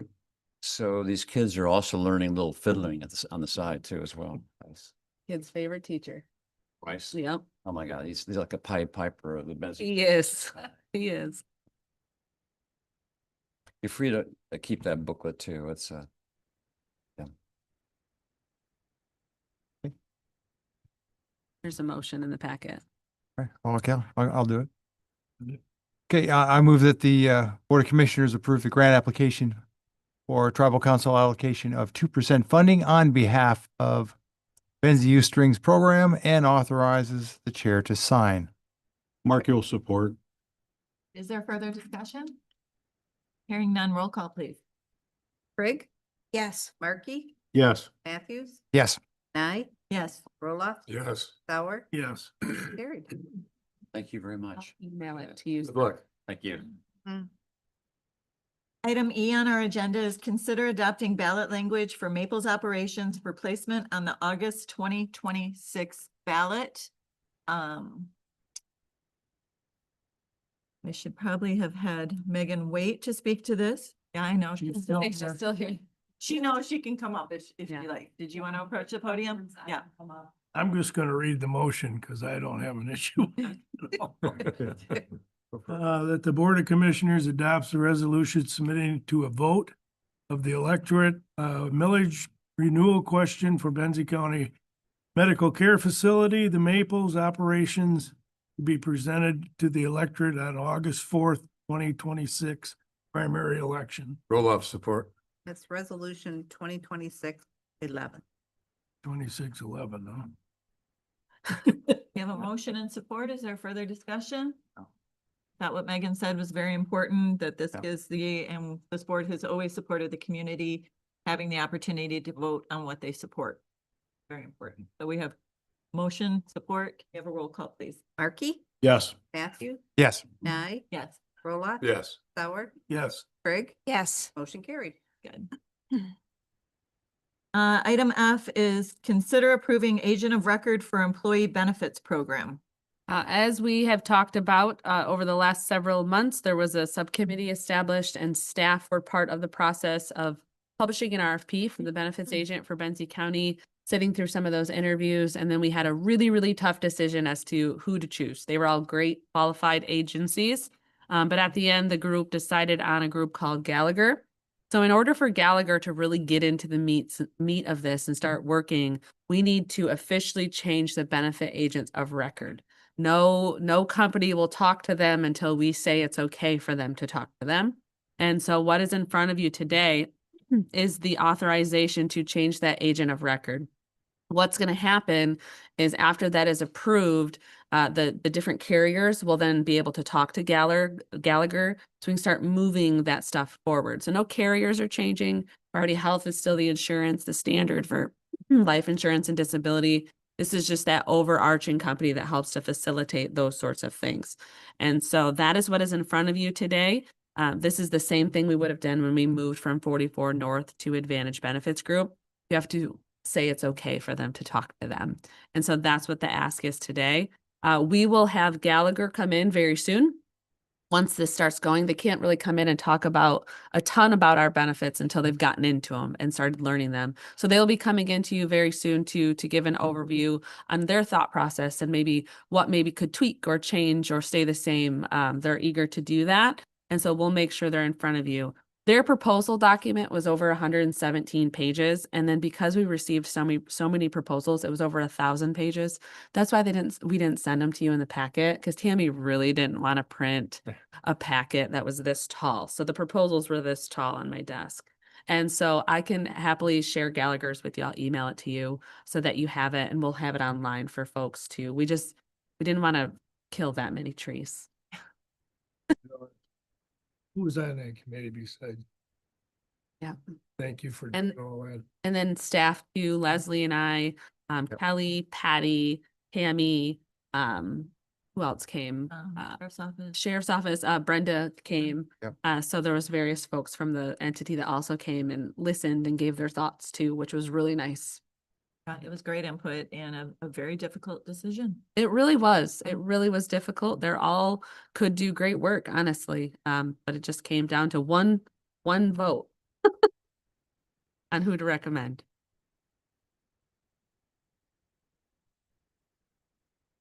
I would look for a motion. Make this change. Okay, I can do that too. I move that the Board of Commissioners approves and authorizes the county administrator to provide the required notice of termination to Advantage Benefits Group and authorizes the change in agent of record for the employee benefits to Gallagher. Markey will support. Motion and support. Are our staff employees going to see any lapse in service as far as questions, things like that while this change occurs? No, they should not. And if there is anything, we'd want them to come right to us so we can make sure that we can fix that immediately. But there really shouldn't be a change. We're going to continue to use Employee Navigator. We're continuing with all the same benefits at this point. And so they shouldn't see any change. 9 times out of 10, if the staff has an issue, they call Leslie first, and then Leslie actually points them with who to chat with. So they shouldn't, but if any of them do, we encourage them to come to us so we can fix it immediately. Any further discussion? When do they basically take over? When? 1st of October? So no, because there's a lot of prep to get, Okay. Open enrollment, we always have in the summer and those sorts of things. So what this does is it sets the timeline to start that 60-day clock with Advantage Benefits, 60 days of termination, and everything transfers to Gallagher. They're already starting to look at things that we've sent them. We've sent them some reports and things like that, just so they can start formulating ideas. But no, you'll start seeing them here very soon, because we're going to come for they'll come for open enrollment. They'll come with you to the renewal. So The renewal numbers they'll come for you. And then they'll also come on site for just really a pre-renewal meeting with Leslie and I to go through everything that we have and what the trends are looking like. Because as you know, with the carriers, they're looking at 3-year averages. And so they're going to look at the 3-year average of, claims, and they're going to come up with that. We are not locked in this year. So we got very, very lucky with Priority Health that we were locked in for 2 years with a maximum renewal, which was last year. So this year we're going out to market and there's no max cap. So we have to take a deep look at all the carriers to see what's going to provide the best renewal for Benzie County, because the goal has been to continue to provide the 100% of that premium for the staff. But that's what we're working hard to do. So we'll go out to market and look at all the places that offer those benefits to see what's going to be best for our staff, but also allow us the ability to continue to fund those premiums for those staff. Any other comments? Motion support, roll call, please. Mark, Yes. Matthews, Yes. Nye, Yes. Roloffs. Yes. Sauer, Yes. Craig, Yes. motion carried. Okay. Our next item is a committee appointment to the Benzie Transportation Authority.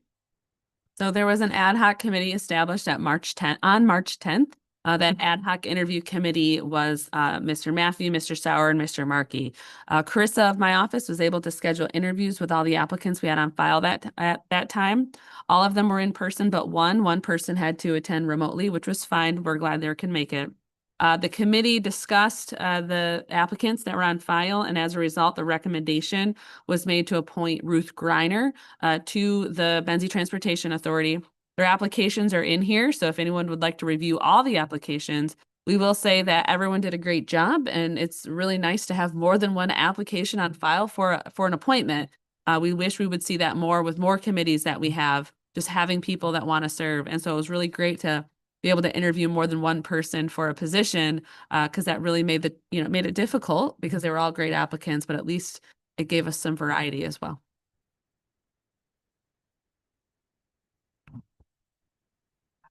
Mark can make the motion that the Board of Commissioners appoints Ruth Greiner to a 3-year term on the Benzie Transportation Authority, term expiring April 30th, 2029, seat previously held by Ann Noah. Sauer supports. Further discussion? Roll call, please.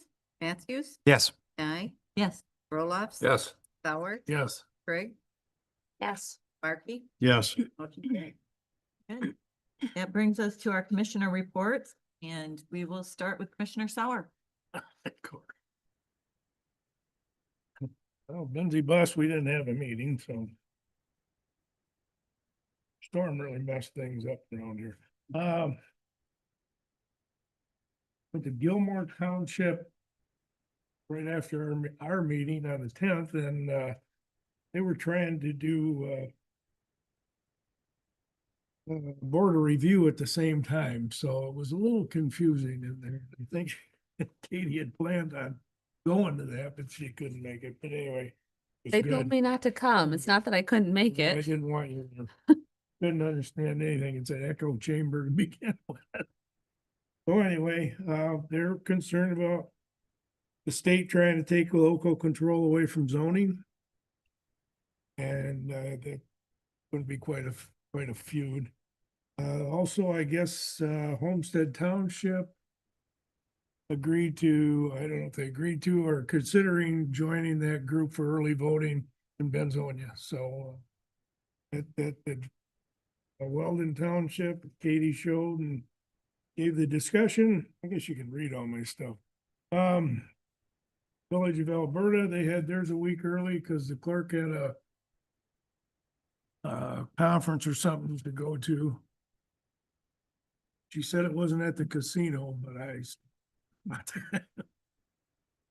but they're fully staffed now. Not staffed, the council has all members now, and same thing with their planning commission, so that's kind of unusual. There seems to be a big desire to be on the village now because of the big project coming in along the lake shore, so we will see what happens. It'll be interesting. Did the MAC Ag and Tourism thing.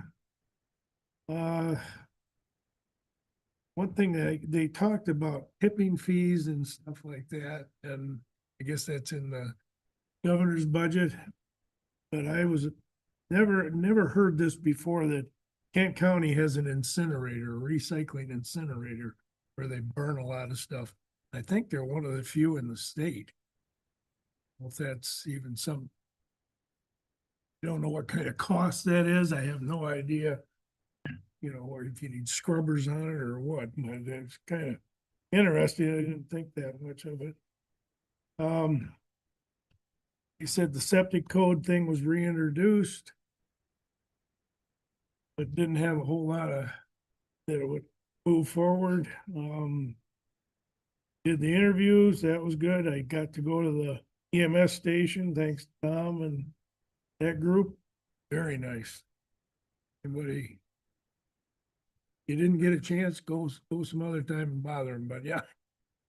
Things are really, I think this is great, because I've been in the old house and that was, yeah, I ain't gonna miss much there. Then we had Parks and Rec yesterday, and the only thing I can tell you about that, or I forget, well, two things. One was the discussion on the Crystal Lake Outlet Project. And because of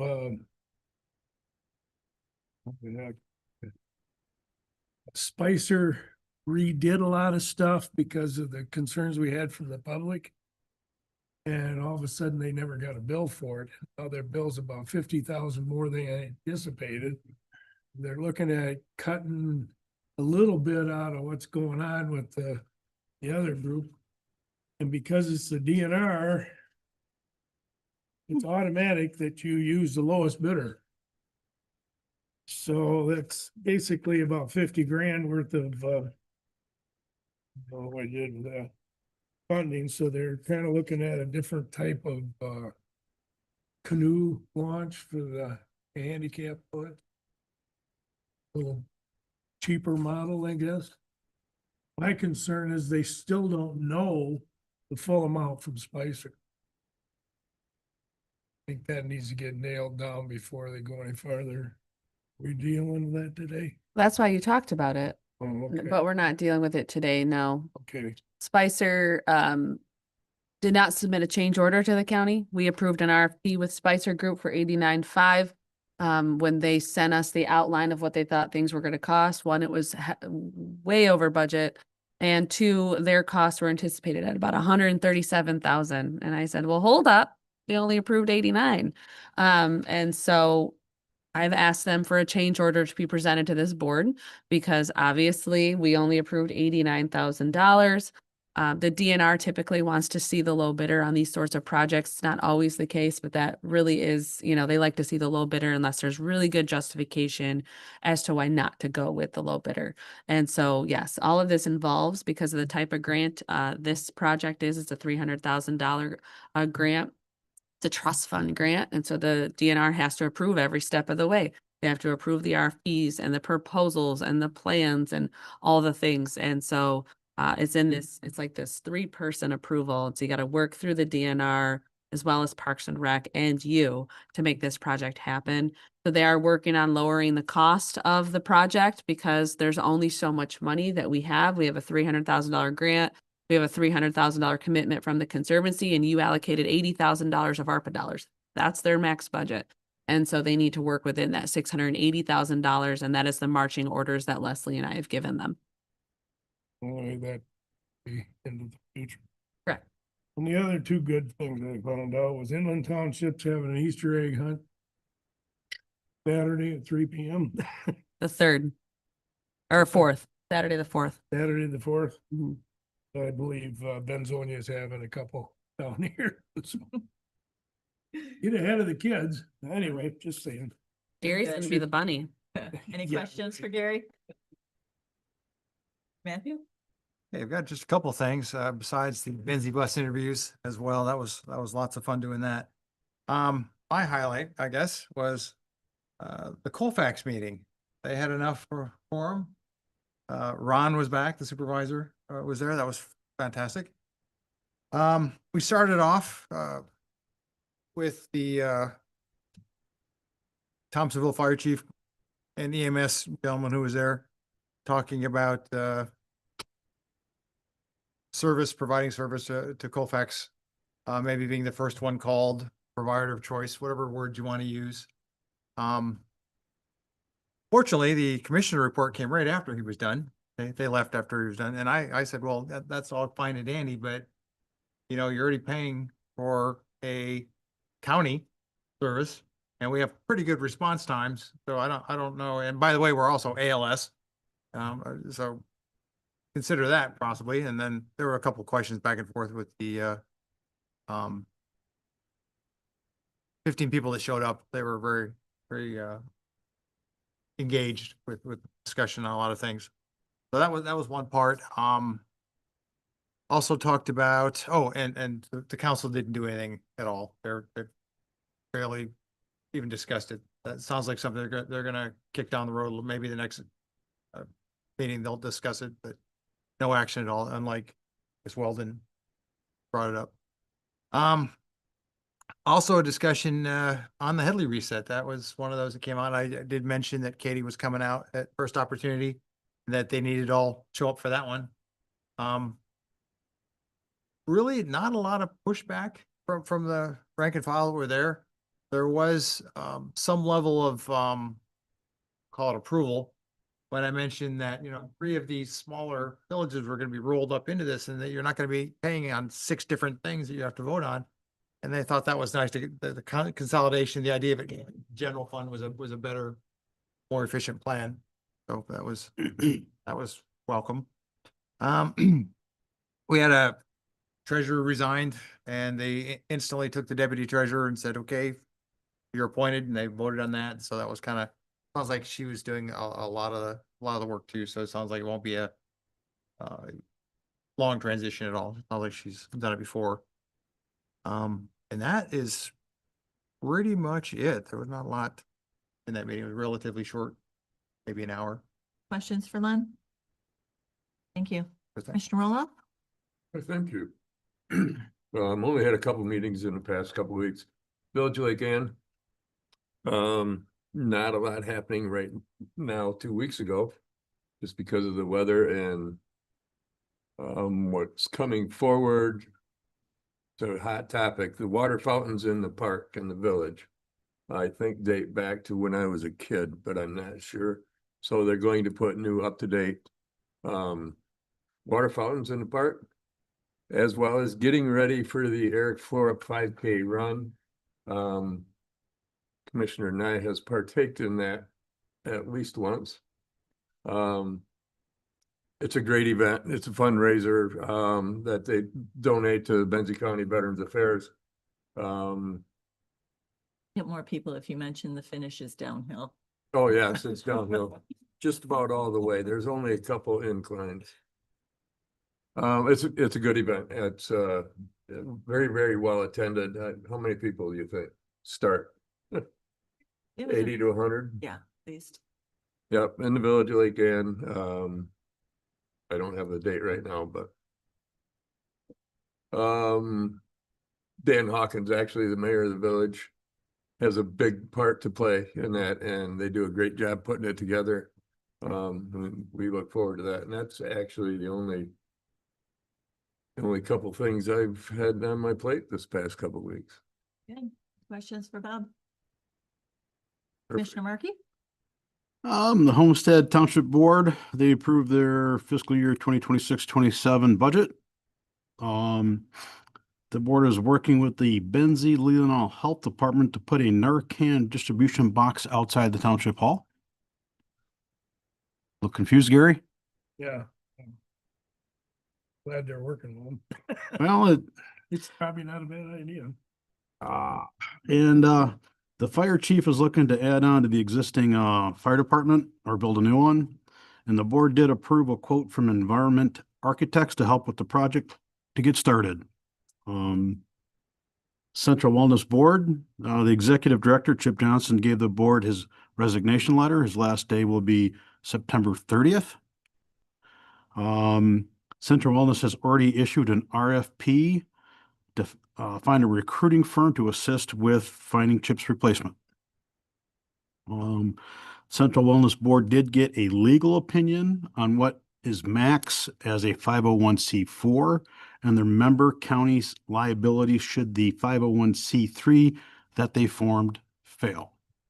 Basically, if the 501c3 was set up correctly, then MAC and the counties would not be liable. So if Art was here, I was going to have to say, Art, you were correct, but he's not here. I know. I'm sure he's listening. So that's for you, Art. Say it again, Art, you were right. Yeah, yeah. Northern Lakes Community Mental Health, their new CEO sent a letter to the region, the NMRE, on the status of Northern Lakes cost settlement with the NMRE. Basically, they're under by 12 million, opposed to being under by 5.9 million. Quite of a big difference in numbers.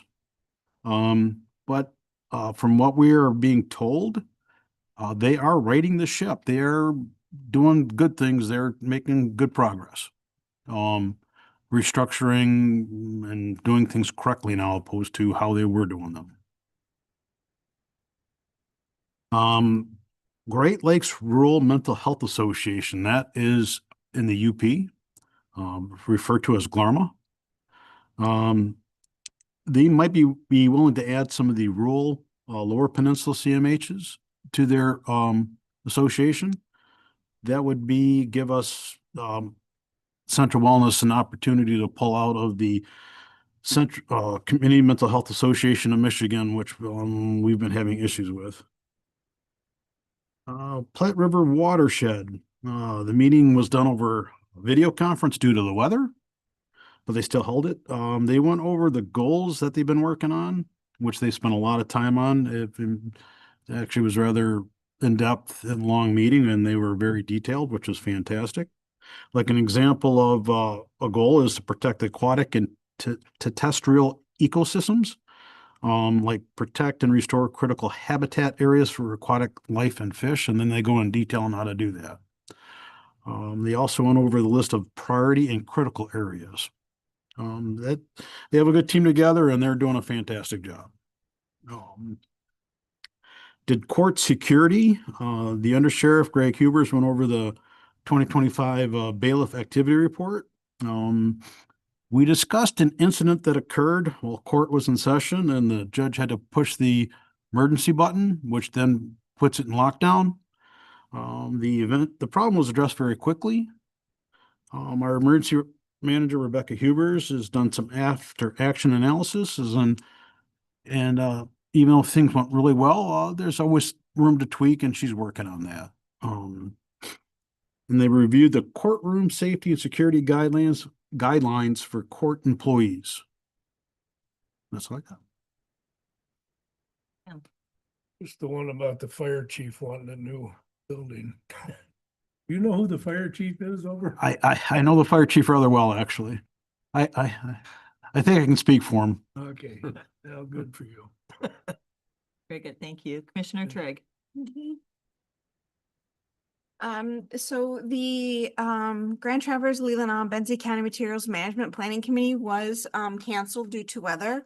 Although they did give us some homework.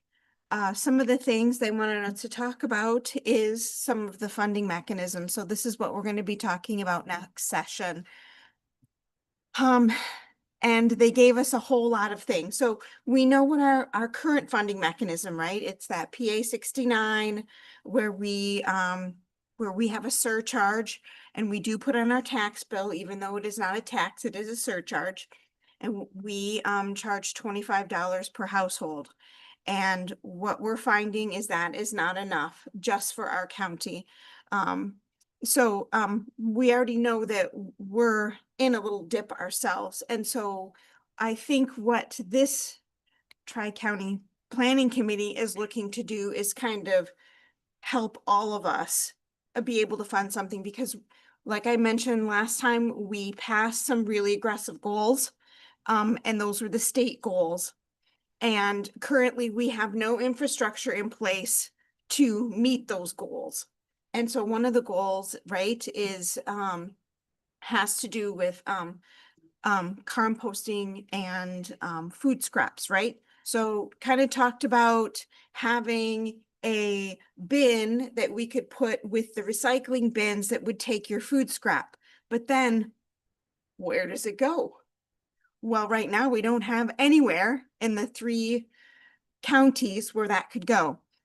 We kind of talked about, there's that Keystone proper, in Traverse City near Keystone, that can handle 1,000 pounds of compost. Well, with the Tri-County, we're looking at something around 10,000 pounds that we would be collecting. So we need a place where that can go. And so it's putting the bins in place, hauling it to somewhere. And then once it gets to that somewhere, it needs to be processed. And then once we process it, you need a buyer for what you process it for. So there's a lot of things where we don't have it quite figured out yet. And in order to have all this, haulers, a processing facility, that's going to take some money.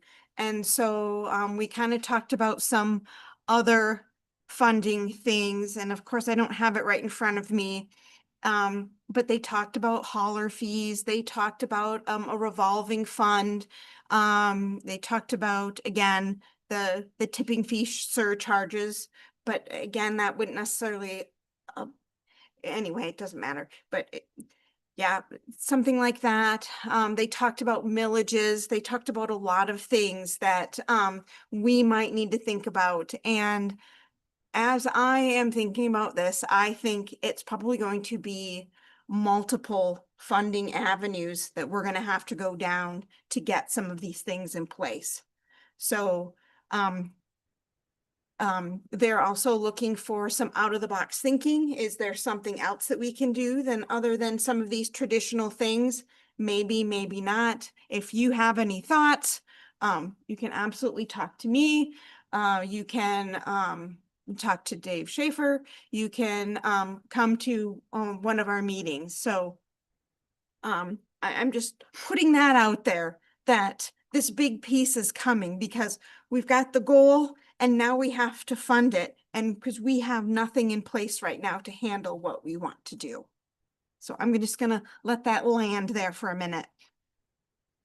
I also went to the Crystal Lake Township meeting.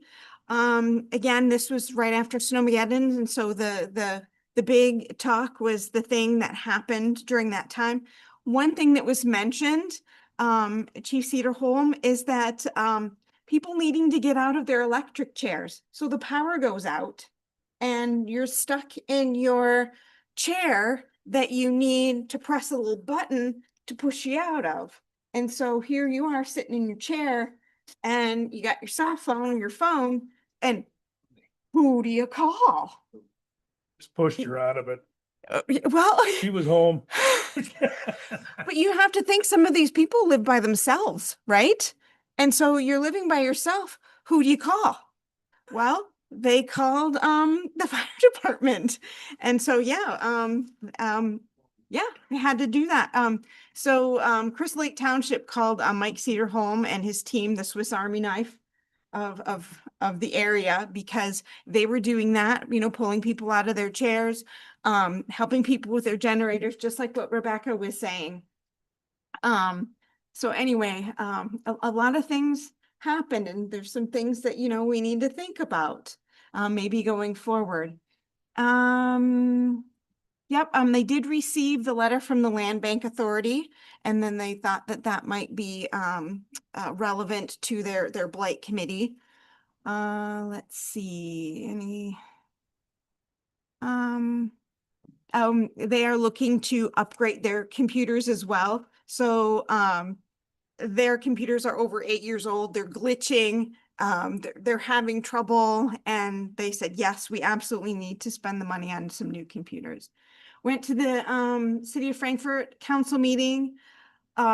Katie was there. She did a magnificent job answering the questions. Like I said, couple meetings before, is, you know, City of Frankfort really had some questions, and Katie absolutely had all the answers.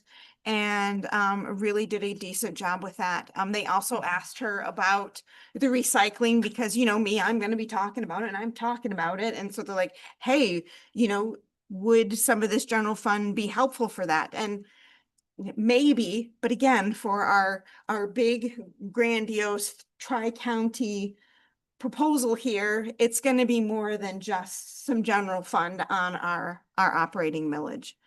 And they talked about BLUA is 80% complete, so that's the wastewater treatment facility. They are continuing to service their customers while they are upgrading and fixing it. The tree board is going to be very busy this coming year. They've got National Honor Society and the Girl Scouts coming to work with them. Let's see. Oh, they did mention the chamber pancake breakfast, April 23rd. And that's kind of to meet and greet John Willow. So sign up for that if you're interested. Let's see, what else did we talk about? Oh, so City of Frankfurt they hired Officer Mall. So I you probably all know that, but she was there and everybody welcomed her, and they are thrilled to have her and think she is going to be a great lasting fit. Let's see. Again, more talk about Snowmageddon. Things they talked about is the warming center piece. One thing they talked about too is that the schools don't have generators. So again, you know, Frankfurt was closed, Benzie Central was closed, but again, it was Frankfurt that didn't have any power. And so they thought that maybe that would be something they could talk about going forward, is something to that effect. And they did mention that we'd absolutely need to loop Rebecca in on that and some of those discussions. Let's see. Yeah, those were the big things. They did talk about so the marina is in somewhat disrepair. They had a group come in, go through and look at the marina and say, hey, what's wrong with this? And they found almost $2.6 million in repairs identified. And so now it's going to be up to the council to be like, okay, we're thinking that we can give you this much right now, and what can we prioritize for this amount of money? And because of all this, they're also going to fix the break wall. And so this year is also the 250 semi-quincentennial of the United States. So they talked about how they approved their firework permits, but next year, 2027, because they're going to be fixing the break wall and doing some things, that they won't be able to shoot fireworks off of the pier in 2027. So they'll have to come up with something there. So yeah, lots going on there. And then I did also go to the Station 3 open house. I did see the walk that they had to make. I saw their footprints in the snow. And yes, I can see how this is definitely a better setup. I have not been in the old house, but they even took me into the ambulance, and I really appreciated that. And I said, oh my gosh, it smells new in here. And they said, this is not a new one. Like, they take very good care of their ambulance. It looked brand new. It smelled brand new. It was really nice. So I was really impressed by that as well. Questions for Christy? I know I have one about waste management. So this regionalization is not something that Grand Traverse, Leelanau, and Benzie just came up on a whim and said, you know, we should regionalize. Wasn't this incentivized by the state for years and years and years? It was discussed until it was almost, and were there promises made? There was promises made and promises not kept. Okay, because that kind of is what it feels like. There was an incentive to regionalize, and that's why we did, because we did get an additional $30,000 to regionalize, but that's to write the plan. That's not to carry out the plan. There was a lot of talk at one point that there would be dollars to help carry out the plans, but it sounds like those probably aren't ever going to come to fruition. But there's always a push, right, in Lansing from folks and the lobbyists who are saying, you told the counties they had to do this, so now you need to help the counties implement this. So those talks continue to happen, but the incentive to regionalize was it gave us an additional $30,000 for the region to write the plan itself, not to carry out the plan per se. Talk about materials management, couple things. You and Gary both mentioned tipping fees. Would you care to explain what that is? Yes. So that is, so if you have a, Dump truck and you tip it. Yes. Debris falls out. yes, yeah, Tipping that is, fee. That's it- tipping. right. But it's basically if you have a waste management facility, right? And you dump your material there, you get charged per ton. And that tipping fee goes back then to, for instance, Grand Traverse County. So they get a certain amount of that tipping fee to fund the program. And so we do it through PA 69. Grand Traverse does it through this tipping fee. Talking about fees again. So you talked about trying to fund the goals that you guys set, right? And are those goals set by the state? So yes, yes and no. So what we decided we were going to do aligns with the state. So we didn't have to go with the state goals, but that's what the committee decided to do. And so we went with the state goals. So And that then is the question would be, aggressive. if you didn't align with the state goals, would the state then not approve the plan? I don't know that I can answer that per se. I don't think so. I don't think so. Again, I think it has, The reason why I'm asking is going along the lines of Rhonda's point, no, a non-funded state mandate. It is an unfunded state mandate, yes. That's all, that's all. yes, I understand. And so the committee is committed to trying to work something out. We are working with Fishback. We're trying to come up with something. But yes, we need to look at multiple funding sources because again, yes, what Eagle has promised or whatever said in the past may not come to fruition. And so we need to come up with some of these things on our own. And yes, it's going to be a lot. And yes, these are very aggressive goals considering we have no infrastructure in place. And I did make mention of that. I'm like, these are very aggressive goals. We have no infrastructure in place. Are we sure? But that's what the committee wanted to do. And here we are. I guess I could have voted no, but I didn't. I'm like, okay, let's give it a try. See what happens. So this is where we are. But again, the committee is very committed to solve something here. So I'll just say that. Great report. Mm-hmm. I've attended a few meetings. I had agenda review. Agenda review usually goes between 1 and 2 hours. I would recommend any future leadership continue with agenda review. It really does cover a lot of bases, keep us on track. We look back at past meetings and make sure that nothing's fallen through the cracks. Katie does a great job at keeping a running list of things we need to talk about, but it is a valuable meeting. Tammy's there and it just, I always leave feeling better that we had it. Central Wellness, every bullet point that I had, Commissioner Markey covered.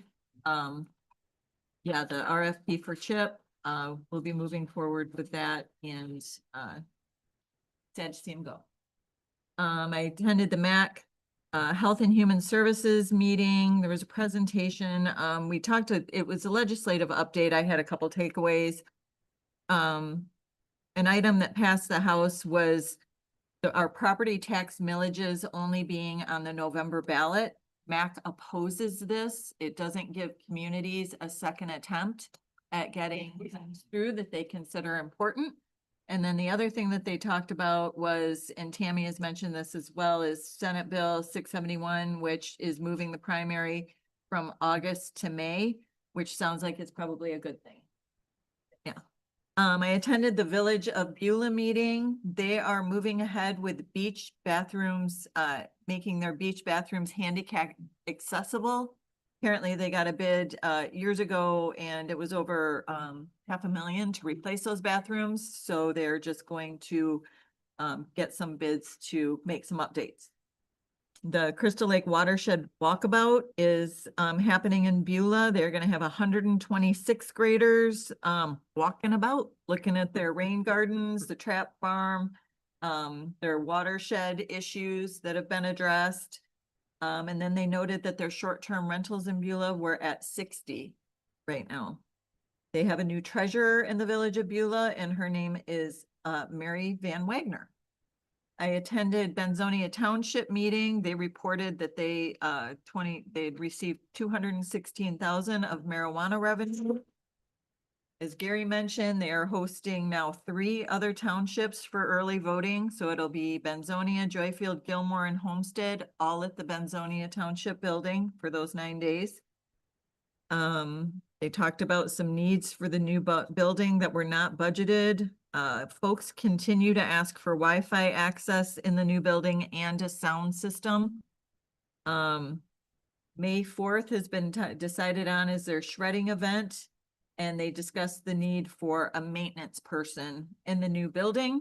I tried to attend a special meeting of the township yesterday. It was improperly noticed, so that will be being held today at 3 o'clock. And the notice that I did see says it will be discussing the offer made by the county on the new building, or their old building, new to us. Katie attended the township meeting, and again, very impressive. She represents our county very well. Great job. And then exciting news I have is finally received an email from Wade Trim that our sewer feasibility study draft is going to be provided tomorrow. This is a big deal. This was a cooperative funding effort between the county, the township, and 2 villages. A feasibility study is where you have to start in this day and age to get any kind of change, especially with infrastructure. This would be a regionalized approach to getting sewer down the corridor regionally overall, but phase 1 would be down the corridor of 31 in Benzonia. Currently, US Village of Benzonia and the Township of Benzonia through there is served by water, municipal water in the village, but there is no sewer. And infrastructure like that, sewer infrastructure, is a foundational step to housing. It's a foundational step to smart economic growth. It's necessary. And so once this draft is reviewed and approved with Wade Trim, there will be a community meeting. And I'm quite certain that will be held at Mills Community House, but we'll discuss that in the future. Just really excited to have this draft. And I'll report more in the future. That's all I have. Questions? When you talked about the legislative update on the millage, if I understood that correctly, it would only be allowed on a November ballot, which means only once every 2 years. So there wouldn't be the continual ask. Don't know where it's gonna go. No, like you said, Max against it, but did I understand that right? Yeah, that's what they said. They opposed it. Okay. Very good. Includes commissioner reports, and we have county administrator in it. Not a lot for me. I've been going to the various groups around the community, talking about the general operating millage for August. Troy from the Road Commission is going to start attending with me because, as some of you have witnessed, the Road Commission keeps getting muddied in with the conversation that I'm having. And so Troy said he'd start attending to start answering some of those questions. Because as you know, they're funding their project with their own dollars. There's no millage levy for that. And there's a little confusion in the community as to how and why that worked out the way it was. So he's going to start attending some of the upcoming ones with me, just to try to answer those questions. So I don't have to. Busy in our office. We do have quite a few job openings. So I just wanted to let you know that Michael Dreger has put in his time and he will be leaving Benzie County. We're really, really sad to see him go, but we're excited for his new ventures that he's going to be on. Madison Leachman, who was the animal control officer, has also chose to leave. And we'll be working through that process as well as far as filling those positions. We also have a paramedic position that is open. Two, we do have a full-timer who is going to a new entity. And so we do have a paramedic position also open if anyone is interested in that position, in addition to the openings in the sheriff's office that Under Sheriff Hubers talked about this morning. Other than that, we're just keeping busy. We're going to get ready with budgeting here really, really soon.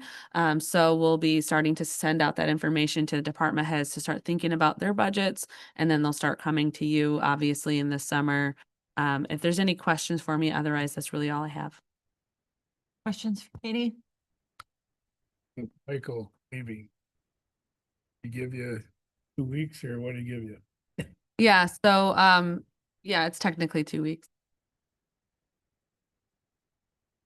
Okay, we have correspondence in our packet. I'm sure everybody looked at, and that brings us to our final public comment. Is there anybody who would like to speak? Approach the podium, please, and identify yourself.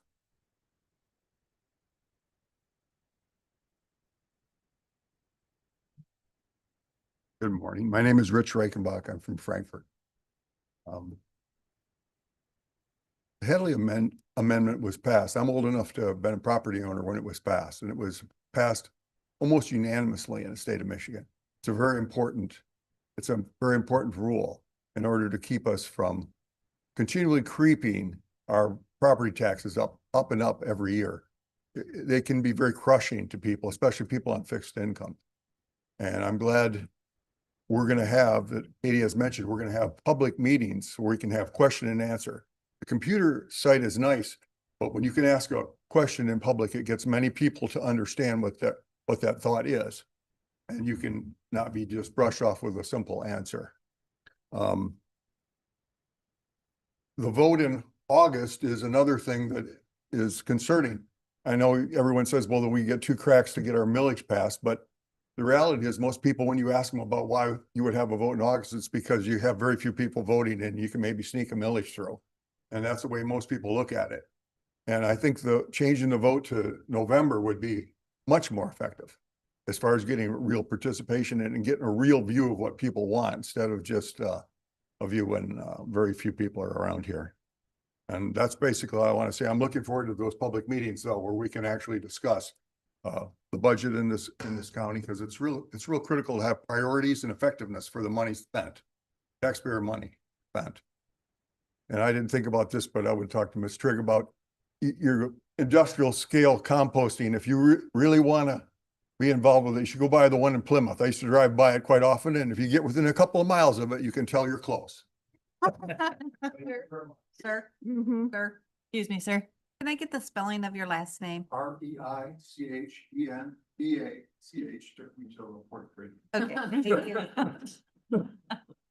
I'm Annie Browning from the city of Frankfurt. I just wanted, Rich inspired me to get up here, another Frankfurtite. I just wanted to kind of share how things are changed for me. So and it kind of touches on some things that you discussed with the infrastructure. So living in the village in Beulah, it was very different living in a village versus living in a city. Even though it's a small city, it's still a city.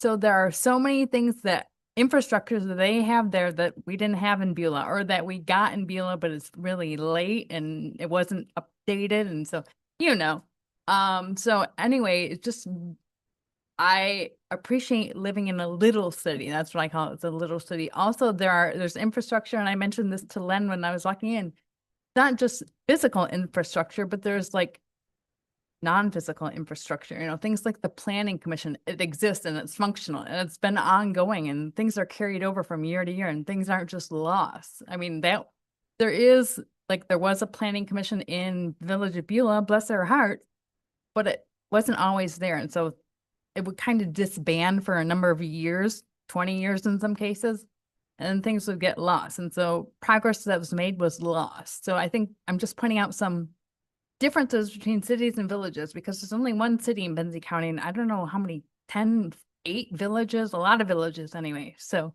thank you for your time.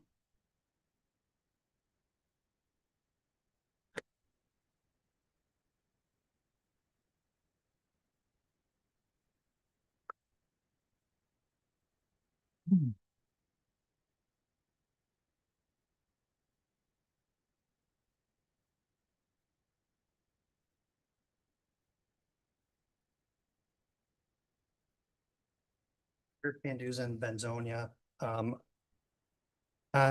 February 24th, I gave a public comment about your closed session, and your minutes, your approved minutes indicate that you went into closed session, motion by Sauer, second by Roloff, to enter into closed session to discuss with legal counsel a collective bargaining grievance matter strategy as authorized by MCL 15.2681C. That section of the Open Meetings Act allows for closed sessions for strategy and negotiation sessions connected with the negotiating of a collective bargaining agreement if either negotiating party requests to close hearings. And I sent you all a case opinion on that day, published court opinion that says we interpret that section to permit closed session strategy sessions only when negotiating labor agreement is in process or about to commence. What I just handed out is a response to a FOIA request that I submitted on that same day. I submitted it to Katie, but the Sheriff's Department responded to that. And my FOIA request was for all public records pertaining to pending collective bargaining matters involving Gregory Johnson's employment with Benzie County, and all public records considered during the Board of Commissioners closed session held on February 24th, 2026. And those 2 pages is all I received regarding that first request. And if you go to page 2, one thing that I didn't receive was, it says attached, please see petition for grievance arbitration regarding the above reference matter.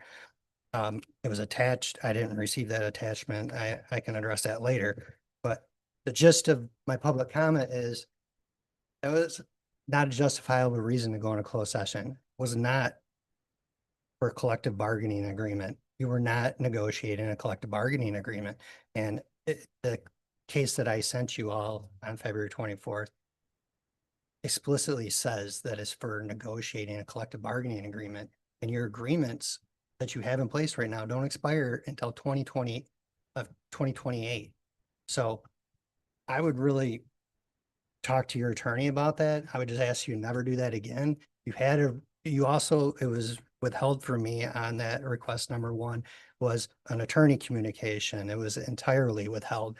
And I would argue, and I'm going to in an appeal, that you at least have to give me the heading, the date, maybe the subject matter, and you can black out anything that's in that attorney-client privilege that you considered in that closed session. But I still you have to separate the exempt from the non-exempt of each page of that attorney's opinion letter. And you could have utilized, and you had before regarding that same matter, going in to discuss an attorney's opinion on that Gregory Johnson matter. So I don't understand why you didn't just use that one, because that would have justified it. Thank you.